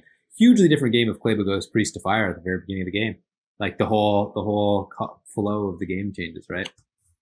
Yeah, because he then changes his income a lot, and yeah, again, if he went stronghold in round two, that's something. In round three, I mean, one thing I don't remember was the worker power action still available at that point in round three when he had the option to do his stronghold? Because that changed also. I mean, the fact that the stronghold gives you 12 power and a shot if he can get the worker action, then he's getting 2 worker back. So all of a sudden, stronghold doesn't cost so much. But I don't remember if it was available. Yeah, I don't remember either. We're gonna have to go back and look at that. Let's talk about this really interesting concept in Terra Mystica for a minute here, because I have you here and now I've got you captive. I need the Zoras answer. Um, that one of the most interesting parts of Terra Mystica, I find, the beauty of the game, the power dynamic, like the how you get power and stuff like that, is part of the beauty of the game. But the other like really, really, really beautiful part of the game in my mind is this, and I saw that dig. We're going to talk about that in a second. But Yeah. the other really really beautiful part of the game, and I need to get your opinion on this, is you trade tempo for economy, right? You pass out of a round. I think I said this at the very beginning of the cast. You pass out of a round early, you make an economically poor decision because you take less actions and you build your economy less. But you pass out of a round early, you get more tempo. You get the first power actions, you get the pass tile that you want. And so we saw Green Rain have an extremely early pass in this round. And I wanted you to talk a little bit about how you make those types of decisions. Like how do you make those types of decisions, Oris? You know what? I'm not sure I'm the best actually doing these kind of decisions. And you know that's kind of comes down to again managing anxiety. There's something I think if you're playing Terra Mystica, you like to min max everything.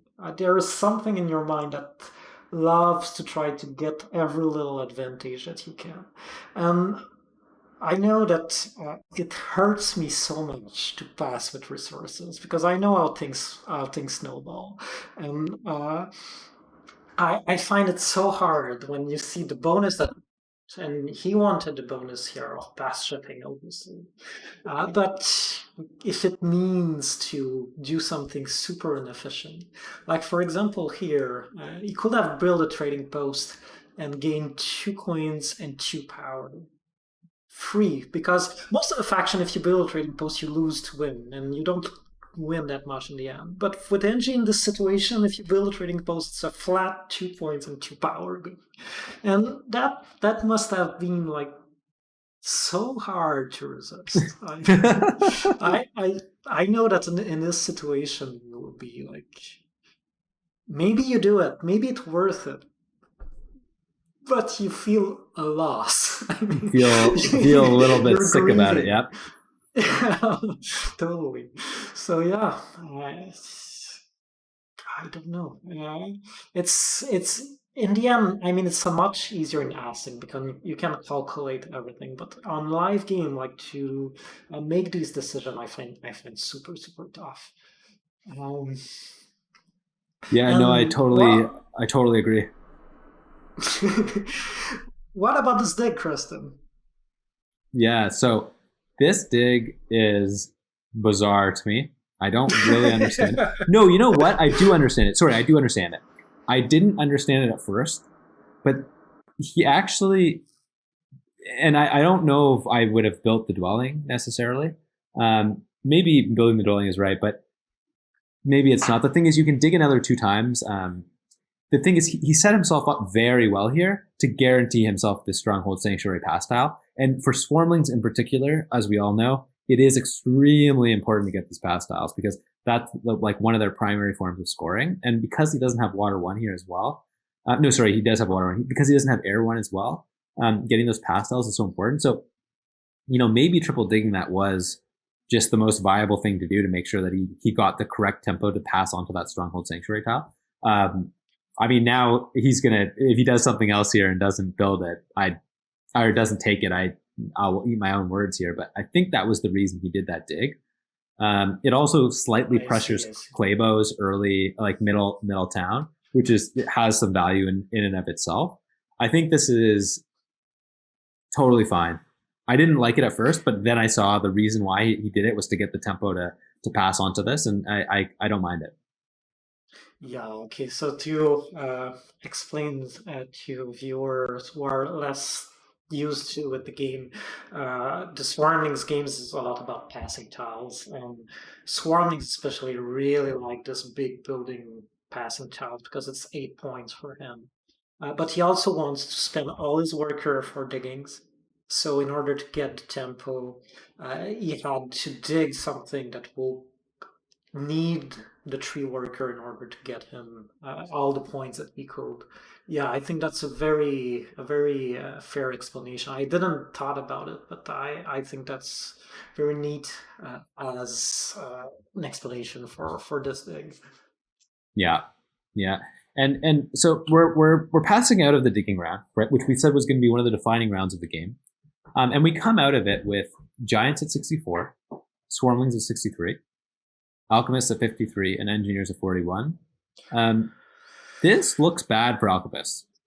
I was saying that alchemists, I like their game. I like the most. I thought they won the auction. I don't. Some of Claybo's decisions maybe are coming back to haunt him a little bit here. I don't really understand how he's gonna. You don't agree? Well, you have to take into consideration that he has no town built. And Fair enough. Swarmings has 2, Giants has 1, and he's And might one. be the only player. Yeah, and Ninja has 1, and he might be the only player who's gonna get 3 towns. So he's Yep. probably getting 2 more towns than anyone else. Once you factor these 2 towns in, he's probably ahead in points, right? And he's gonna win network. I still like his game. I still like his game. Yep. No, fair enough, Zoras. I mean, this is actually funny because now I'm sitting here after having just told and lectured the audience about not worrying about water one as giants, and now I'm sitting here being like, Alchemist doesn't have water one. He's not going to be able to score points. So it's Zoras. I love the way that you said it's a game about managing anxiety because I certainly feel that way in some capacities as well. That's an interesting one. I don't really. That's to block engineers from connecting, which is cool. I'm sure Claybo's super happy he gets the neighbor he wants. Plus, he doesn't have to worry about it. Does Giants have enough natural reds to? No, I guess it doesn't matter. I guess that's really smart. Yeah, I didn't really understand it, but End is definitely going to beat him on network if he doesn't do that. Like definitely, because he doesn't have enough natural reds to compensate. You know what? Probably that's kind of an interesting one. Because now there's the whole question is also like, what about Swarmlings? Does Swarmlings do 6 points on network now? I mean, Angie's. I mean, it's gonna be a race for third place. If I had to bet, I would say Swarmlings for sure takes 6 on network for sure. I don't see how an NG can get away from that, and I don't think Claybo has enough digs to go and mess up that southeast town. And I think Swarmlings with Water 1, with Earth 1 is supposed to go and build that town in the southeast. Advanced shipping once here, dig through. I'm actually going to call it here. I'm going to call the game for Swarmlings here. I don't see a way that another player can win here. Maybe I'm being crazy. This is the first time where the game is clear enough to me that I think that it would be pretty hard for Swarmlings to lose. Do you agree, Zoras, or am I calling my shot too early here? I still kind of think Alchemist has a shot. But I mean, I think it's between these two. I feel that engineers without network points, I mean, they're not doing that much this round either. I don't like their chances. Giants, I mean, we've seen a little bit what I was afraid for Giants, that what does he has left in the tank? I mean, he has 1 town, and not that much from Water 1, and not that much from the events that are left. So yeah, he lost the whole southeast side of the map, right? Like 2 of his hexes are dug red. He doesn't get access to I1 or I5 anymore. He does have 2 shipping. I mean, he's gonna mop up those 2 in the north, but I mean, he was gonna get those anyway. So he loses the south of the map, but I guess here he builds 2 trading posts to max that trading post tile, and then builds 2 more dwellings, and so that's pretty respectable actually. He's got exactly enough to do that. literally exactly the resources to do 2 trading posts and 2 dwellings. He does have the trading post favor tile. Maybe he gets down. I don't know how he gets down 3 more dwellings in the last round though, without access to more native red hexes. Maybe he does. So Giants is probably out of it. I don't know. To me, right now, it's a close race between Alchemist and Swarmlings, and then Giants and then Engineers. That's how I have this right now. Yeah, I think Swarmlings is quite a bit ahead of Alchemist. Am I wrong about that? Claybo just murdered me last game, so I'm not gonna say anything. I'm gonna leave it be. I'm gonna leave him be and just maybe he's got it figured out in a way that I haven't seen. I wonder though if Swarmlings gets this southeast town here, or if Alchemist is going to try and disrupt it. Yeah, it's possible. That's the thing about diggings, but we have 2 players with advanced digging here. Yeah. Yeah, absolutely. Absolutely. And Swarmlings gets to put down a lot of Earth 1 dwellings this round, which is not normal for them. I wonder if he advances shipping one more time here so he doesn't have to waste a dig on... can you throw up the hexes there, Protections, for a second? So he doesn't have to throw down a dig on F1 or F2. I wonder if he just advances shipping and then lands on H2. I guess Alchemist immediately responds by digging H3 or H4. But either way, Alchemist probably doesn't have the economy to waste digging I3, and Swarmling certainly does. Right? And so whatever Alchemist takes, Swarmlings gets the four hex town there, I think, no matter what, right? Yeah. It seems I agree with you that Alchemist, if he wants these 3 towns, he still has a lot of work to do. And to some extent, he seems like he might be thinking about 4, although I don't see it. He's thinking about 4. He's thinking about 4. You don't do this kind of stuff if you're not thinking about 4. He's got these double digs. Like Playbo is 100% going for 4 towns here. You know what? To be fair, if he hits the 4 towns, then maybe I'm wrong. Maybe he wins the game. Maybe he doesn't. I don't know. To me, he doesn't have the economy to do it. Honestly, I would be very surprised if he gets it. I hope he proves me wrong, because 4 town is exciting. But I mean, 4 town requires you to have quite an economy, and with all these we see not sending the priest on Earth early on, not building many dwellings early on. To me, that's not a game where you get to 4 towns. No, I totally agree. I mean, it just, like, if you look at it, Claybo is not. It looks like he's trying to set it up, right? Like he has all this stuff everywhere. Yeah. He's got 4 spots for down, so it's not 4 spot, but he still needs to build 4 dwellings to fill out the spots, and he only has 1 left. He wants to do his building, so that's a lot of stuff to build. That's a lot. I mean, you're right. I mean, like, when we really look at it here for a second, like, it's just, I don't think it's possible. He also wants to make sure he gets a pass style. Although he's the only one actually that's guaranteed a pass style, so he doesn't have to worry about not getting a pass style, which is pretty nice. But he also doesn't get any points this round. I think, I don't know. I still think it's going to be pretty hard to catch Swarmlings in this particular game, just based on how it's played out. But I love to see a big Alchemist game. If Claybo somehow gets to 4 towns, this guy's a magician. That'd be really cool.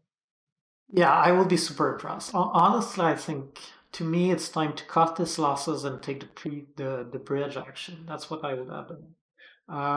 Take the bridge action and link either this east southern town or the middle north town, and say, you know what, 3 towns is gonna be enough for me. Yeah, so be it. Exactly.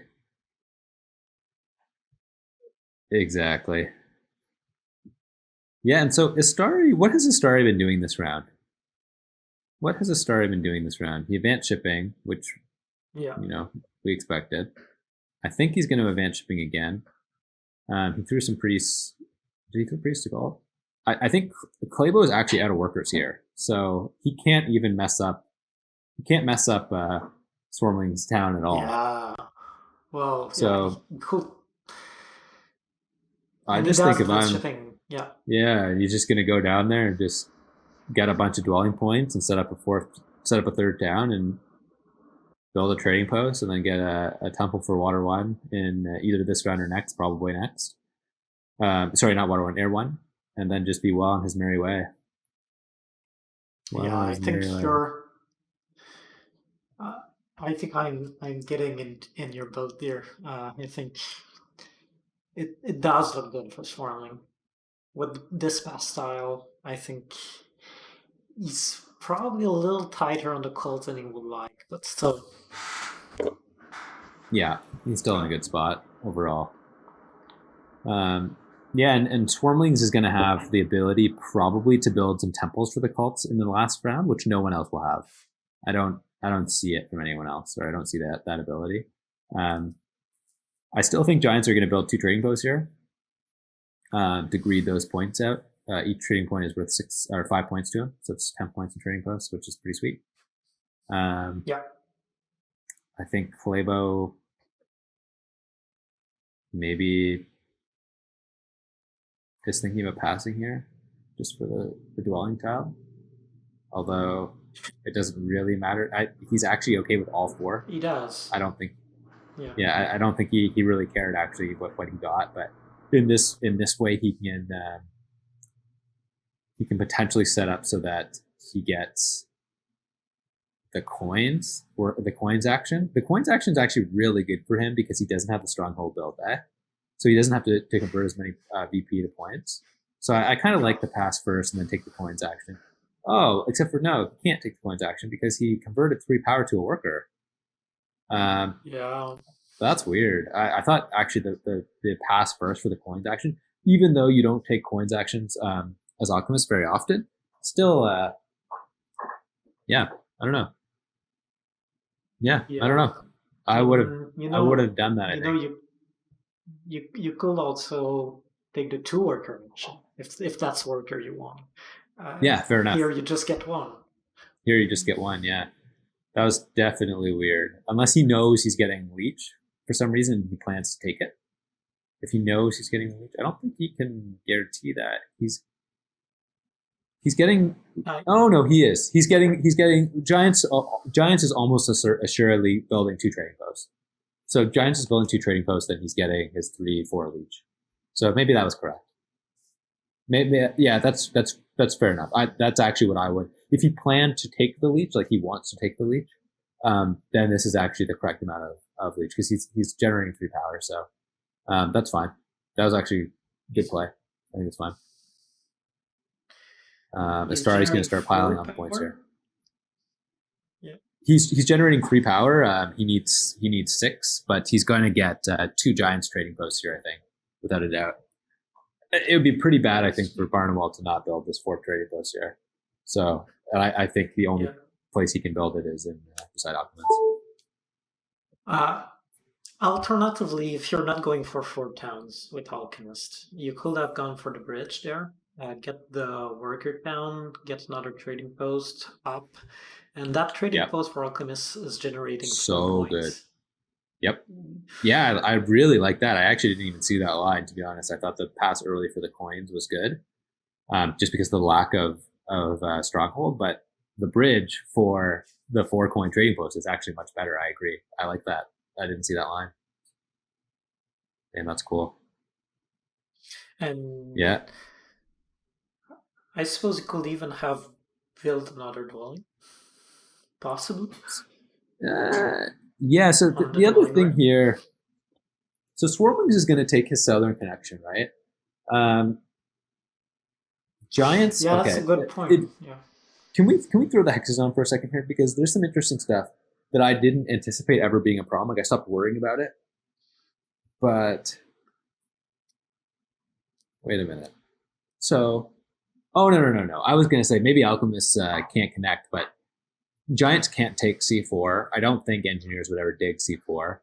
But even if they did, and Swarmlings takes H3, I4, it doesn't matter because Alchemist can triple dig I5 or dig I6 no matter what. So he pretty much can't get cut off because he's got way too many spots. Goes for it. So NG does go for the northern block. And he wow! A5. Oh my god, he's going for the northern and southern block on Alki. Okay, wait. So if that's the case, wait a minute. So Swarmlings can actually complete the block.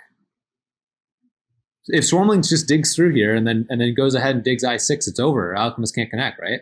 If he digs H3, I4, I6, which he can, I think he can do all of that in this one turn. Can he? 1, 2, 3, 4, 5, 6. Oh no, he can't. He can't dig I6. But Alchemist has no workers, has no dwellings. So he doesn't need to do it all this turn. Alchemist is cut off.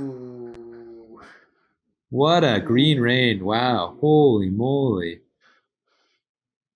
But who's benefiting from that? Because is now who's winning network now? Is that Giants who's winning network now? Because I'm not sure. And I mean, I think probably Alchemist still beats Engineers on network.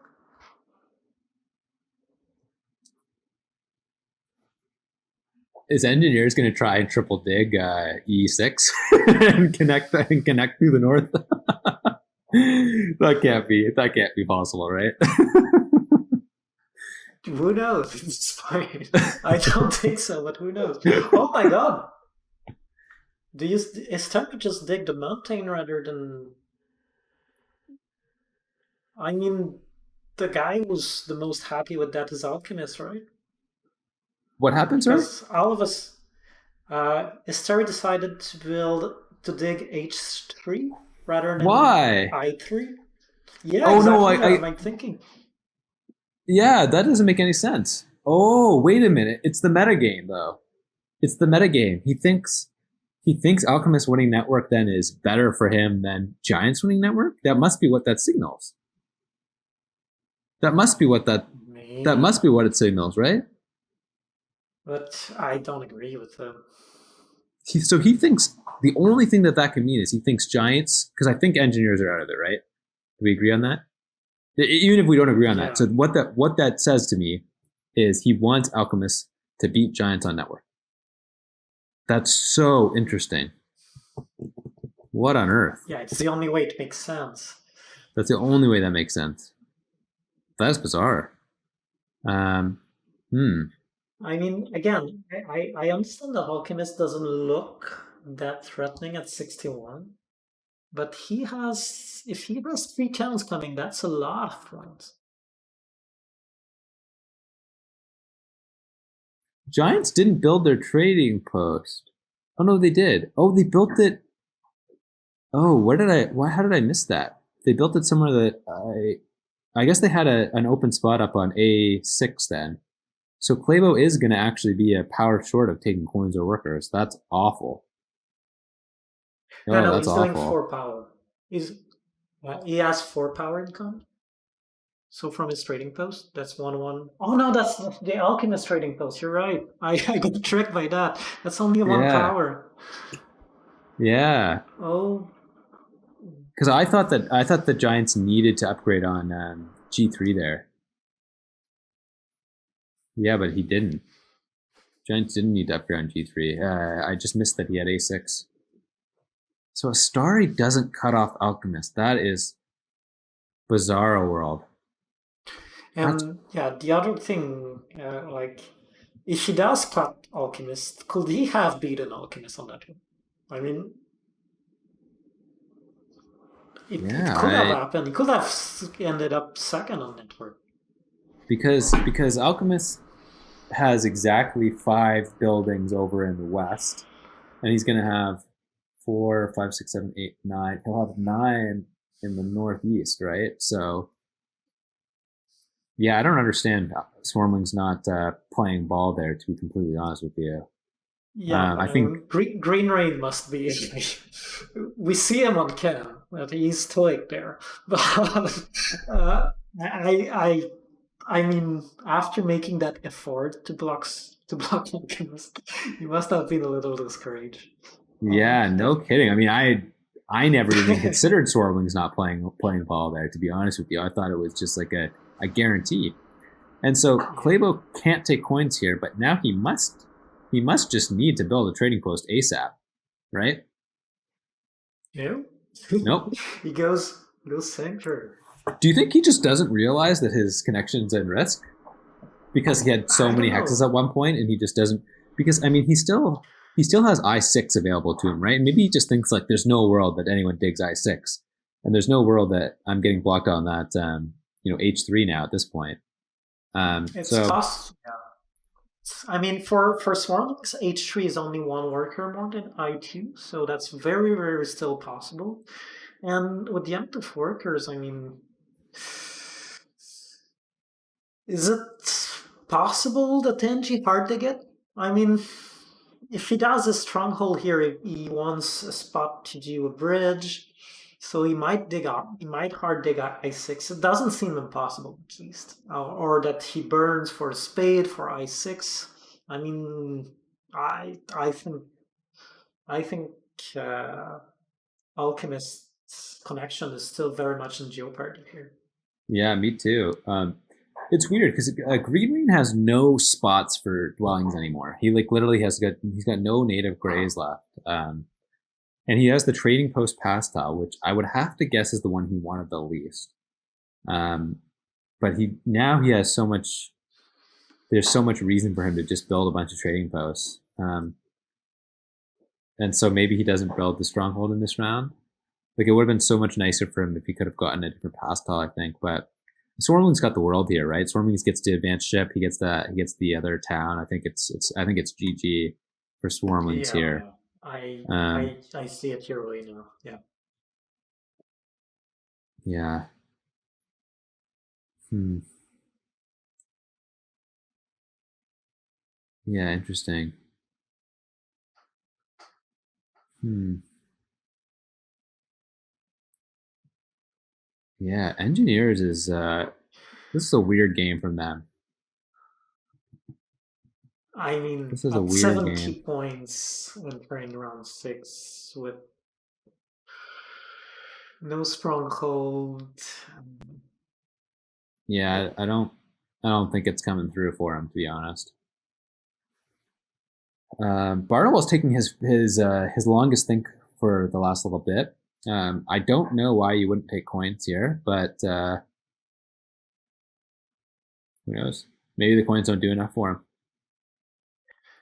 Maybe the Well, coins I don't mean, do enough for him. he has 13 coins and doesn't have that much like coins. Um, what he wants to build won't cost that many coins, so he's going for Yeah, fair enough. workers. Yeah, and workers is just fine as well. I think Green Rain will be very happy to snap up those coins then. Yeah, And yeah. Astari is very likely to ignore all the power actions, I think, and maybe throw some priests to air and to fire while he can, in terms just for that tempo.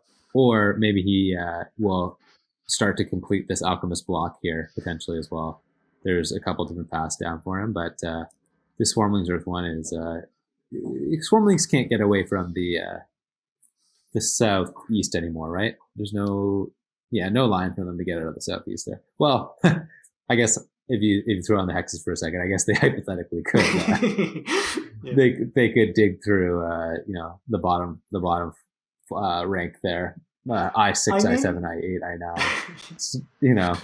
Maybe if he has if one of those mega swarming economies, he could do it. and if he takes I9, Alchemist doesn't have the dwellings to build I8. Wait a minute here. Should he dig I9? Should he double dig I9 here? Is it Yeah, is no, I don't it think so. I don't is think it so. insane? Yeah, Because no, it's too crazy. I mean, yeah. Because if he does, I mean, Alchemist still hope for a town there? Oh No, there's no god. way he does it. There's no way he does it. That would be so funny if he did it. So Starry's taking a hard think. Man, I hope he digs I9. That would be great. That'd be great for the game. Just a dig on I9 here. Fire me up. No, and he does. He goes ahead and as we correctly predicted here, he throws one to Aaron. I think he'll continue that trend and maybe throw the next priest to fire here. Actually, that's interesting. If you were Swarmlings here, you only need one more priest for shipping, for sure. You can buy a priest.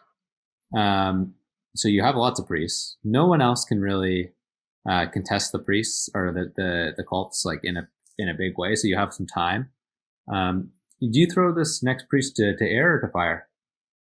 Yeah, that's a good question. I was wondering actually even if the first one I threw to fire, because he's gonna take fire too, almost certainly. So maybe oh, giants took fire too. That's unexpected. I think that's part of. I think Air 1 is probably better, but maybe it's not specifically because it helps him to win fire, right? Yeah. Maybe it's like really, it's like maybe it's like a 4-point favor as well, in a way. Yeah, somehow he's telling Swarmlings to focus on air. On air, so yeah. Beating NG there, maybe there's some kind of play in this. Yeah, no, fair enough. Yeah, actually, Fire 2 might be a very, very smart favor. It looks on its surface to be wrong here to me, but there's lots of things that look on the surface to be wrong to me, and I'm totally wrong about. So I think that there's a very good chance it was better than a 4-point favor, right? In some ways. Yeah, I don't know. It's again, my instinct was one for sure, but we can see like the reasoning behind it. Yeah. It's yeah. So Claybo is continuing along this path for some reason. Like he completed the 2 towns that were the most. I mean, it would have made the most sense to bridge the south town, right, and just ignored it. But it still looks kind of like he's trying to make 4 towns. I mean, obviously he's not at this point, right? But he's got to connect now. I mean, he's got to connect, and connection is 1 dwelling, and it's 4 more dwellings for the 2 other towns. This is not possible. That's not. Let's phone it in now. I mean, I think we knew for a while it wasn't possible, but and maybe it was mathematically impossible for the viewers. We didn't stop and do it. I guess he would hypothetically need all of his structures then, maybe, right? 3, 7, 11, with 14, connection. 15. Yeah. With connection is 15, 16. So he would need 16 structures to make it happen. So I don't think that's in the cards. He does not have 3 temples, 3 trading posts, and 4 dwellings left in his economy. So it was never really possible. So Clavel here is in the tank. I think he's supposed to just go ahead and take H3 here. I imagine is probably his best move. But H3 or maybe I6. Maybe I6 because I6 has like kind of double use. It helps you to connect and helps you to do the town in the south. That's I think that's I think how I will play it. Because no one is going to take I7 from you. I don't think so. Yeah, fair enough. So you go I6, I7. You're this kind of useless dig of I8, and you just build your 3rd town. Yeah.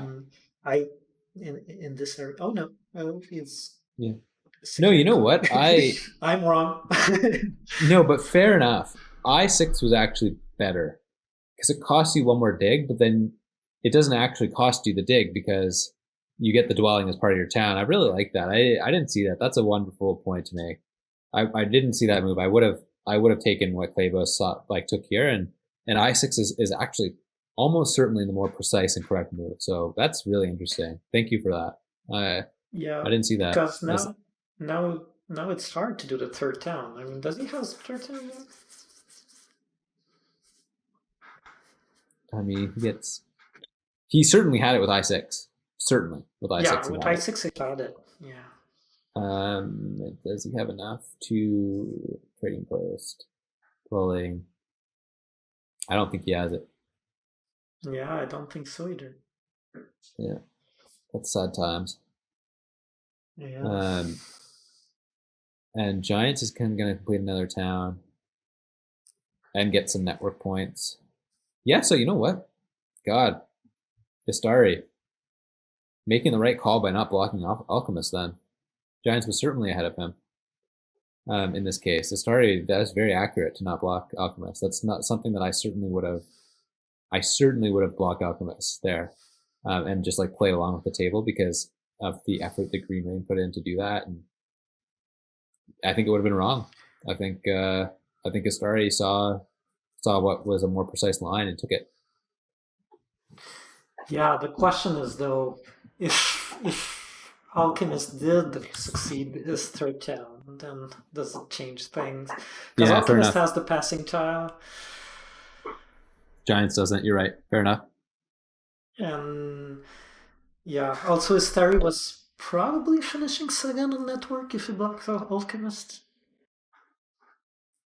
Yeah, because he's going to get 4-8. Alchemist gets 4. Well, I guess Alchemist does his towns a little bit differently. He probably tries to make the town in the north then, right? Instead. Yeah, yeah, probably. Yeah, maybe Alchemist still beats him. It's possible. But yeah, it's possible. Yeah, so Green Rain, can Green make 3 TPs and his stronghold here? Because I don't think he's got any network points, right? So the dwellings don't matter as much. He can make I think he might be able to do it, right? He can go 3, 4, 5, 6. He needs 6 workers and 12 points. I'm sure he can, yeah. 6 workers and 9 coins, 10 coins. Yeah, so he's a couple power short from doing that, but that's a pretty excellent ending. Stronghold with 3 TPs here because it will score him quite a bit of points.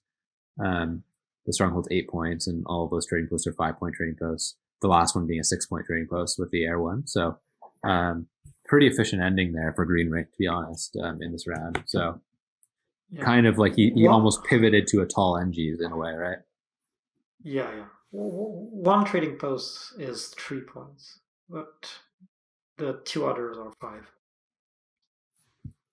5. Because you only get passing points for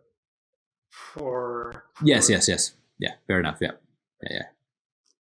For 2 of them.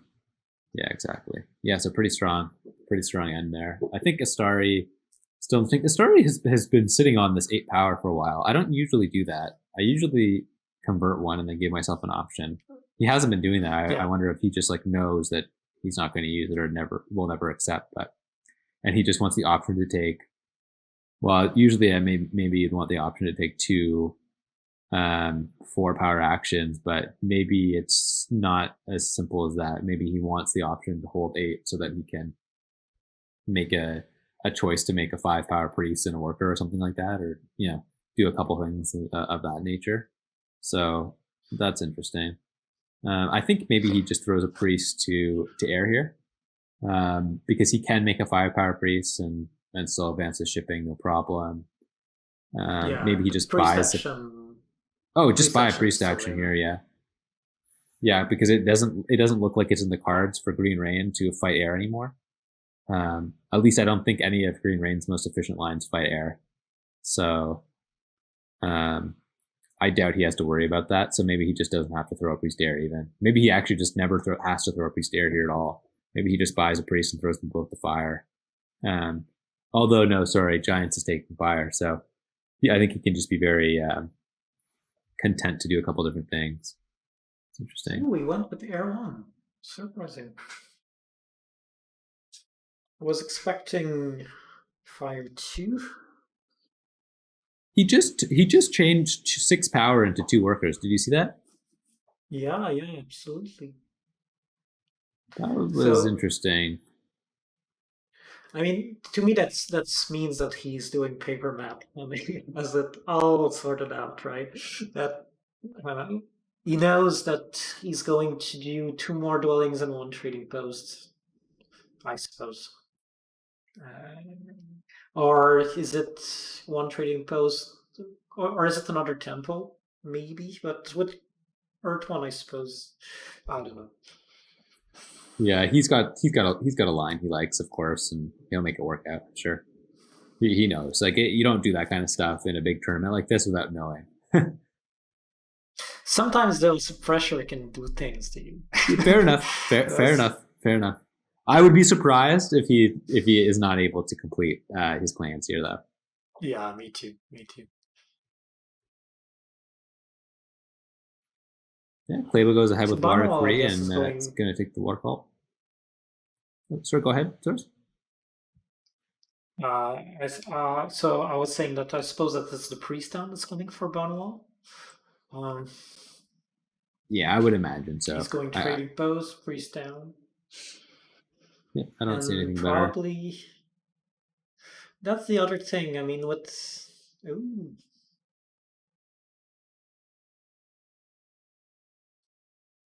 Interesting. He dug that but didn't build it. Yeah, he needs to keep the resources for trading post. Yeah, I mean, the dig is interesting. Because he still wants to put a dwelling down. I suppose he calculated, but because what it does, it costs Alchemist 1 more workers this way. It costs Alchemist 1. Because from yellow to red, it's 1 more worker for Alchemist to dig it. Yep. And I don't think, unless I'm wrong, I didn't see Alchemist being able to complete his down anyway, right? Because he goes trading post into dwelling, and then he's got 3 workers left, and he would need 2 digs. Which then he's got 1 worker left, and he still needs a temple and a trading post. He didn't have it anyway. Yeah. Right. So, yeah, that town, that was a town defense that was. Yeah, that doesn't make sense. Oh, and you know what? Sorry, I just said why didn't he build it? Because he still wants to get the dwelling down, but he doesn't actually want to get the dwelling down, right? It has literally no network effect, I think. Literally 0, and he doesn't have Earth 1, so he doesn't want to get the dwelling down. So ignore me on that. I'm sure the chat will have called that out as well.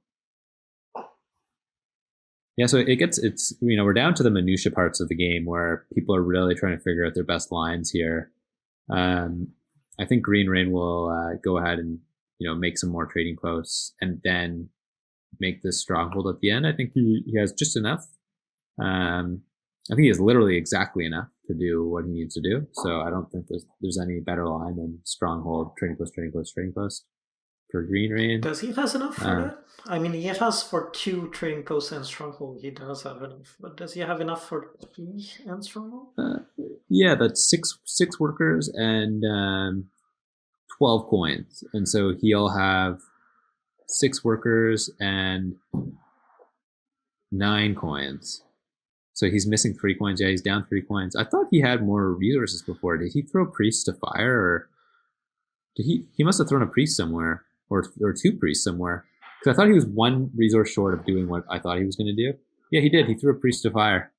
That's really not what I would have expected. Doesn't mean it's wrong. Just not. But I thought even without that, I think even without that, he didn't have enough. Yeah. That's 3 coins is a lot. I mean. Yeah. Yeah. Okay. So if he turns these 2 priests into 2 coins, he was 1 coin short. Yeah, that's true. Yeah. That's what I thought was his most efficient way of doing it. Yeah, because exactly he'd be 1 coin short, and it's really just 1 power short, and I think he gets it somewhere, right? So, or it's likely to me that he gets it somewhere. Maybe I'm wrong, but even he's getting the 1 power for sure off of B5. Giants is making B5 a trading post no matter what. So I think he would have had it if he didn't throw his priest to the cult. I think he just has the stronghold TP finish, which I think is easily the most points for him. But if he doesn't send the priest to fire, he's 1 power short. Because if we want to get fair enough. Fair enough. But yeah. Yep. Maybe he still gets it. But, yeah. I mean, either way. Let's put it this way: there was no rush for him. to send the priest to fire, because this priest doesn't do anything for him. Yeah, exactly. No, exactly. Yeah, and I'm sure Clabo's is not too happy with himself for not completing this third town. I mean, Alchemist without 3 towns is without 3 towns, without Water 1, not going to be happy with that. Yeah, totally. He ran after 4 towns, and because of that, he lost the third one. I mean, if he would have focused on 3 towns rather than 4, I'm sure he had them. But he tried. He had like this impossible dream of 4 towns, and he got kind of hypnotized by that and could not get out of this image. And I think one of the things that is wonderful about Terra Mystica too is this, like, you have to be so pliable and so flexible. And I think what happened to Clabo here, I don't want to put words in his mouth or say, we will get to talk to him afterwards, but I think he so badly expected to get the stronghold tile in round 1 and had this culty alchemist thing where he was going to go, priest to earth, priest to water, and then he missed the fact that he could have started Temple 7 dwellings, right, with the priest to fire, and just without the extra shipping. I actually thought his because I didn't see the 5 power priest to advance shipping in that very first round. I only saw the bridge, and so like that was like, oh, what a brilliancy by Clabo. But then he was locked in, I think, to that stronghold plan. And I think that would maybe help, cause him to unravel a little bit. Yeah, that's so true. I mean, that's so true when you say that this game is so much about flexibility and reacting to what others do.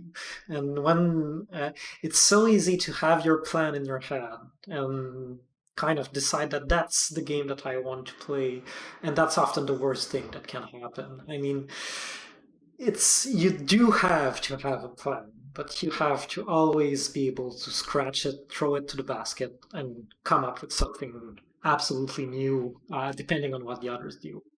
I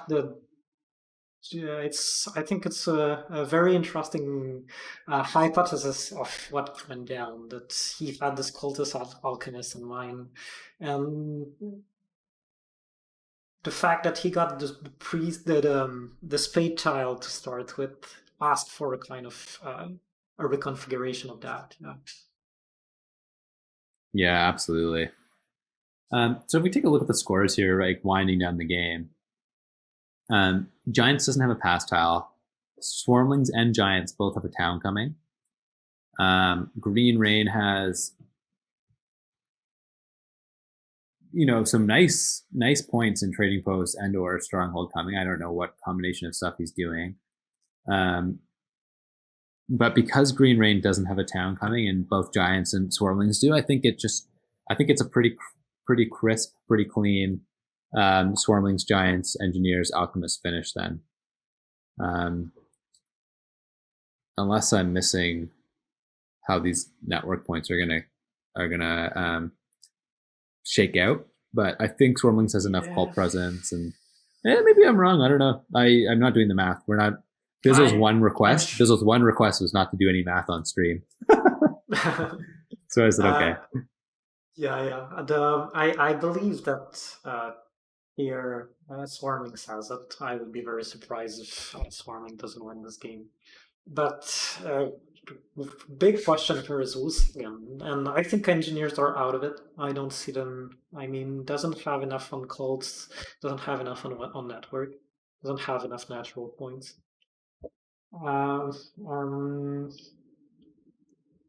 So the question is, there's a town for Giants that is coming. There's a passing tile that is coming for Alchemist. There's more network for Alchemist. But my guess here is that Barnwell is going to advance. I think Clabo kind of dropped it. I think it was his. At least the second spot, but I think that Barnwell is going to sneak in here. I think so too. I mean, are we preordaining this? Is because Alchemist is going to get so Giants has Air 1, so Giants is going to get the 4-point pass. Yeah, Alchemist is going to get the 8-point pass.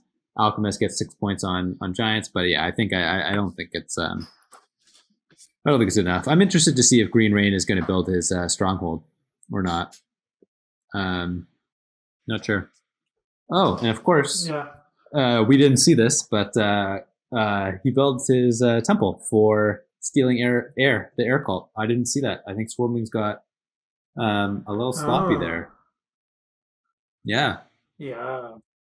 That is a little bit sloppy by Astari. I think Astari had no reason to not have that locked up, right? Yeah. That's interesting. I think so too. What did he do with that feast in the end? He threw it to fire. He sent it to fire. Oh. Yeah. Yeah. Yep. Yeah, so Stormlings is going to end up taking 16 points on cults, but certainly could have been more. And Astari is delaying his town build. Don't really understand that. You can't get blocked from a priest town, right? Only giants and have it. Yeah, so actually, he didn't have an extra priest, but he has Astari, as we said, calculated exactly here, right? He's got his 5 resources for his dwelling and his 4 power for his 4 coins, and he's going to take the priest down and complete his shipping for the pastile at the very end here. So very, very well played by Astari. Obviously, extremely accurate and precise there in terms of making that 3rd town. I think that was, really excellent play. Yeah, absolutely. So, however, there's here the question: with the steal on air and 3 trading posts coming, did we count rain out of 3rd post of 2nd place too early? Is it possible? Is it possible? I mean, he's got no network points though, right? No network. Yeah, I don't think so either. I mean, Giants still have 8 points in Colt, so it's only maybe 10 points more, maybe not even for NG on the Colt. So yeah, I don't really see it, to be completely honest with you. I think it's just I think it's pure Stormlings all the way through, but we're about to find out. Honestly, I think it's really, really interesting. Lost you there for a second. I think it's a really, really interesting game though to review, because there were so many big decisions and key decisions throughout. Fantastic gameplay. Like, this is a semifinal of a major tournament. I think that without a doubt, like, every player played amazing, and it's pretty cool to see it. I think Claybo won the auction though, and for him to win the auction and not come away with this victory, I think he's going to be kicking himself for sure. And I think he'll say that himself when he comes out of this, because there were some lines for Alchemist here that were like really beautiful and wonderful, and he was just on the cusp of them, right? That's Terra Mystica. Yeah. And even at the end, I mean, if he gets that 3rd town, if he doesn't play for 4 towns and gets that 3rd town, he still has a game, I think. But not getting that 3rd town, that was really bad. I mean, in the end, just taking Fire 2 to build 2 towns. I mean, I know it's the name of the tournament. it's a high cost, right? It's a high cost, that is for sure. Yeah. Oh, without a doubt, it's a tough one. One of the it's Terra Mystica's hard game. I've actually been in a little bit of a slump recently, just because I haven't been playing enough, I don't think. And but the reality is that if you aren't playing super precisely in certain spots, you can have disaster games, like disaster games. I think I had a game recently where, Mermaids on Fire and Ice, one of the most powerful factions, and I think I won the auction, and I ended with like 117 points or something like that, like just something so poor in a pretty high scoring game. And it just goes to show you that, like, this game is just so fungible, right? Like, so I think you'll agree. It's like the line between a brilliant game here by Claybo and what ended up transpiring was so thin. It's just is what it is. Yeah, absolutely. As you said, so many big decisions. I think after the auction and the way the placement of the initial dwelling, it was almost Claybo's games to lose. And unfortunately, through like not much. I mean, he made some good thing. He had some good idea. This advanced shipping in round one was brilliant. Uh, but yeah, he came just short in the end. Yeah, absolutely. So Barnwell wraps up his game. Says, "What a crazy game." I think Barnwell played pretty precisely. Honestly, I thought that the Giants. I think Barnwell actually lost the auction. I don't know what other. I don't know if you feel the same way. I think maybe Green Rain lost the auction, but um,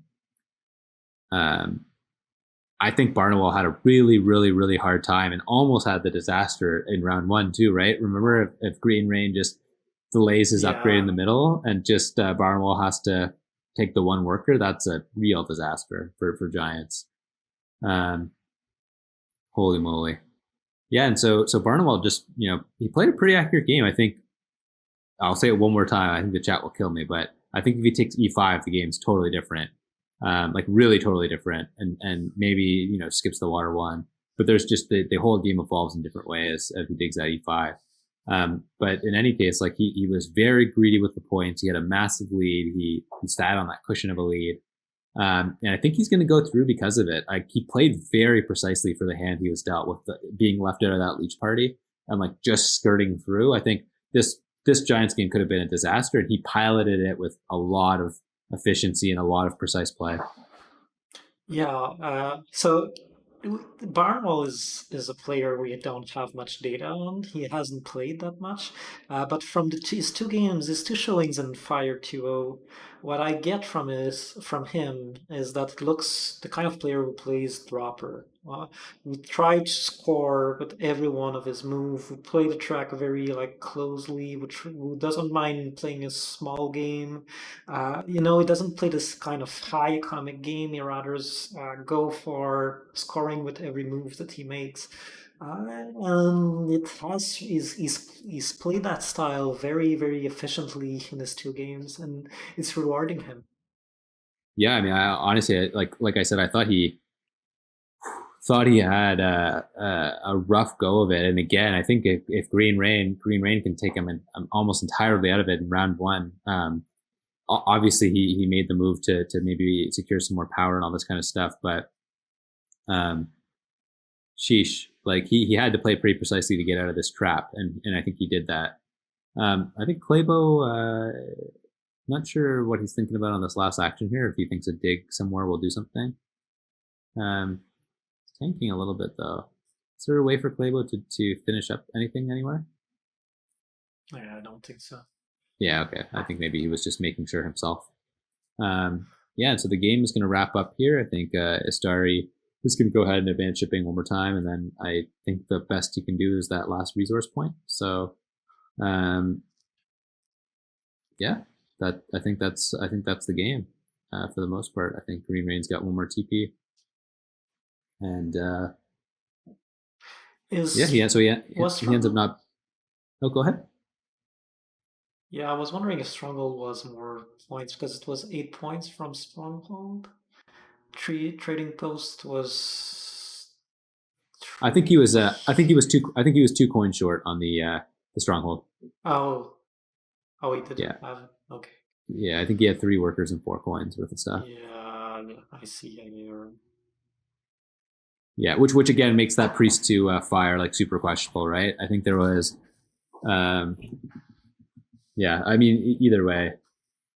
I guess the last TP though, because he's got the TP pass tile, is actually worth a lot. So Stronghold's almost definitely wrong actually, because it's 8 points, but then minus 4 points for the having 2 strongholds left on the board. If you think about it that way, and then the last stronghold is worth 6, or the last TP, not the last stronghold. Sorry. So someone was pointing out in the chat that the 2-player specialist won with Swarmlings. No surprise in that. yeah, that's a good call. I think Astari is probably, straight up. Yeah, probably one of the best Swarmlings players in the world. If you think about it that way, right? If you think about it that way, he's probably one of the most experienced Swarmling players to play in the game, right? Yeah. I'm sure it's, Yeah, very true. Shout out to FireX for pointing that out. Yeah. Okay, what a wonderful game here. We're about to see the scores. Again, I think Swimming's got it, but like, let's make sure that it wraps up in the way that we expect it to, and then Zoras, me and you are going to get to chat with the winner. Yeah, absolutely. So Swapling's cold game in the end wasn't as great as it looked at some point. It was I mean, you will get what, 8, 12, 15 points, 15 cold points for Swarming is not great. Yeah, it's particularly bad in a But game actually where you get the 2 key town and the 8 key town. yeah, That's like to not win a cult in that sense when you have 4 free steps on each cult is pretty crazy actually if you think about it that way. Swarmling's got the obviously their singleton bump, and then he has 4 free steps across his town. So that was definitely a little bit weird. And as we suspected here, Istari and Barnwell are going to move on. Fantastic game from the pair of them. And, like I said, Barnwell, extremely precise play. Green Rain did some really interesting things as NG to kind of like get out of, the spots that he was in. Obviously, I think we both agree that he probably dug too much in some spots that he didn't necessarily need to. And I think that reflects in the 4th place finish. I think Claybo had a wonderful thread of the game and just missed it, just missed grasping it by the horns there. And Astari, of course, played a wonderful, robust Swarmlings game, pretty accurate with the Earth 1 and a very accurate finish to the game to make sure that he wrapped up the victory at the 3rd town. And as it turns out, Barnwell pushed him to make sure that he had to do that, right? I mean, if he doesn't get this town, there's 9 points down. If he does everything else the same, 9 points down, and all of a sudden it's Barnwell's game to lose, right? So yeah, and seeing Barnwell finish second, we also have to remember his block for NG's network. I mean, that's a big swing in the game. If NG's finished second on network and Barnwell third, that's a whole different story here. So that perhaps was the move of the game for him. Yeah, no, 100%. Yeah, it was fantastic.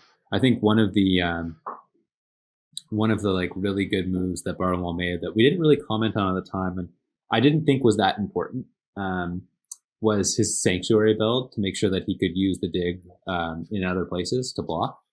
I kind of thought a Giants 3 town game plan here was the best, but Barnwell never even pursued 3 towns. Like you could see from the map here, he didn't care about 3 towns. He never gave it a thought, and so honestly, fantastic from Barnwell. Like that's just awesome. Like he never even the game plan that I thought was best, and I consider myself a pretty good Terra Mystica player. He never even considered. So pretty cool stuff that you can take all these different lines and place well. And I think we've got our winner here, Astari, joining us. Is Astari there? Hi, yeah. Hi, guys. Astari, congratulations. Thank you. Yes, very well done. Game. Yeah, really tough till the end, so really nice to play this game. Yeah, it was fantastic. I mean, I'll let Zoras kind of ask you a couple of questions that you had about the game. Go ahead. Sure. All right. So we were wondering, like, what was your reasoning behind? There was a very heavy bidding on Swarmlings. What were your reasoning behind going hard on this faction? I really liked the plan, like for the first rounds, but that was the heavy bidding. So, like just one more, and I was going for Giants too. So I mean, I guess Barnawal saw the line too, and he had a really nice early game with Giants. So, what I liked about Swarmlings, they were most likely going for the 2 digs in the first round, and setting nicely for the 2K town in the next round. And I was pretty sure about how everybody was going to position in this game, and I was like Swamps were going a lot of Lich, and as you saw, like the Giants in the mid they didn't have any leech, so that was the pretty big diff in the early game. Yeah, we've seen you go for this 3-power bonus tile in round 1, the pass shipping. Did you got a little nervous because Angie had the opportunity to go for Yeah, double yeah. dig? Or Like that would have changed like a lot and like the whole gameplay. But I don't like to just go on 6 power so early with the swarms, like digging the first round and just finishing the whole game with only 6. So I went a bit greedy, I guess, and just opted for a bit more leech. And I mean that worked, but yeah, that could have changed a lot. Yeah, I mean, I think it's one of these things where I actually generally think that players are too quick to jump on that double spade, because without upgrading that TP, you miss out on a considerable amount of leech. But boy, was that a gutsy call in round 1, because not getting that double spade and allowing NG to grab both of those, like, I think NG was bid down pretty well, but being able to get double spade and the Earth 1, that was so where was your heart racing then? What? Sorry, didn't. Were you worried about it in the first round? Like if if you didn't get double spade, were you just gonna single spade, or were you gonna change the game plan entirely? Yeah, most likely a single spade, but like that would have changed a lot, and I would have needed like the 2 spade in the second round too, and even with that, I'm not sure I could get the turn or 2. I would need to hard dig too, like with 3 workers, and that's really bad with swarms early. So yeah, I mean I don't know how the game would go this way, but yeah, that would change a lot. So most likely the whole game plan for the first 2 rounds. yeah, tell us about the decision of going Art1. Was that something that you knew you wanted to do? Did you hesitated? Was that to block from another player taking it? What was your thinking when you went for this favorite tile? I knew pretty early, yeah, I would go for this. Only if Barnawal wouldn't get it more early than me. But I liked it because that would give me the spade bonus in the cult. And then I knew I could get more dwellings down on the 5th round. So that's more points. And yeah, to avoid the giants not getting this. And if I didn't get this, I was looking for Earth 2, like that would give me the spade 2, and then for the digging round in the round 4, I could get like maybe a few more points. So that was another line. Nice, yeah. The Earth 2 line would have been pretty cool for Swarmlings here as well. Yeah. Definitely an interesting one. Did were you the one that put Swarmlings into the game, Astari? Put giants because I did. I wanted to mess too with the people, but one of the things that I think like it's pretty well known that you've played a lot of 2-player Terra Mystica, and generally, the more competitive scene kind of frowns on the 2-player scene. Obviously, you played a lot, but you're an extremely strong competitive 4-player player as well. Have you played a disproportionate amount of Swarmlings in your 2-player games? yeah. In 2-player, like they are one of the best factions, like most likely top 3. So I like to, and I like the gameplay. It's like, yeah, you have way more options. I find that a lot of other factions. So I'm pretty used to them. Okay, I've got productions telling us to wrap the interview up. Zoras, did you have anything else that you wanted to add before we close it down? No, I just wanted to congratulate Astari again for a very well played intuition, the best for the final. Thank you. Yeah, all the best, Astari. Good luck. Thank you, guys, and I look to watch the replay and for the commentary and all of this. So thank you for doing this. Absolutely. Right. Zoras, thank you so much for being an amazing co-host and sharing your wisdom. I really appreciate it. And thank you, Biswell, for hosting the best Terra Mystica tournament there is. Absolutely. Thank you, Christo, and thanks everyone who has been very active in the chat. It was a blast to do this with you, Christopher, and we will see you next time. Absolutely. Bye, everyone. Bye.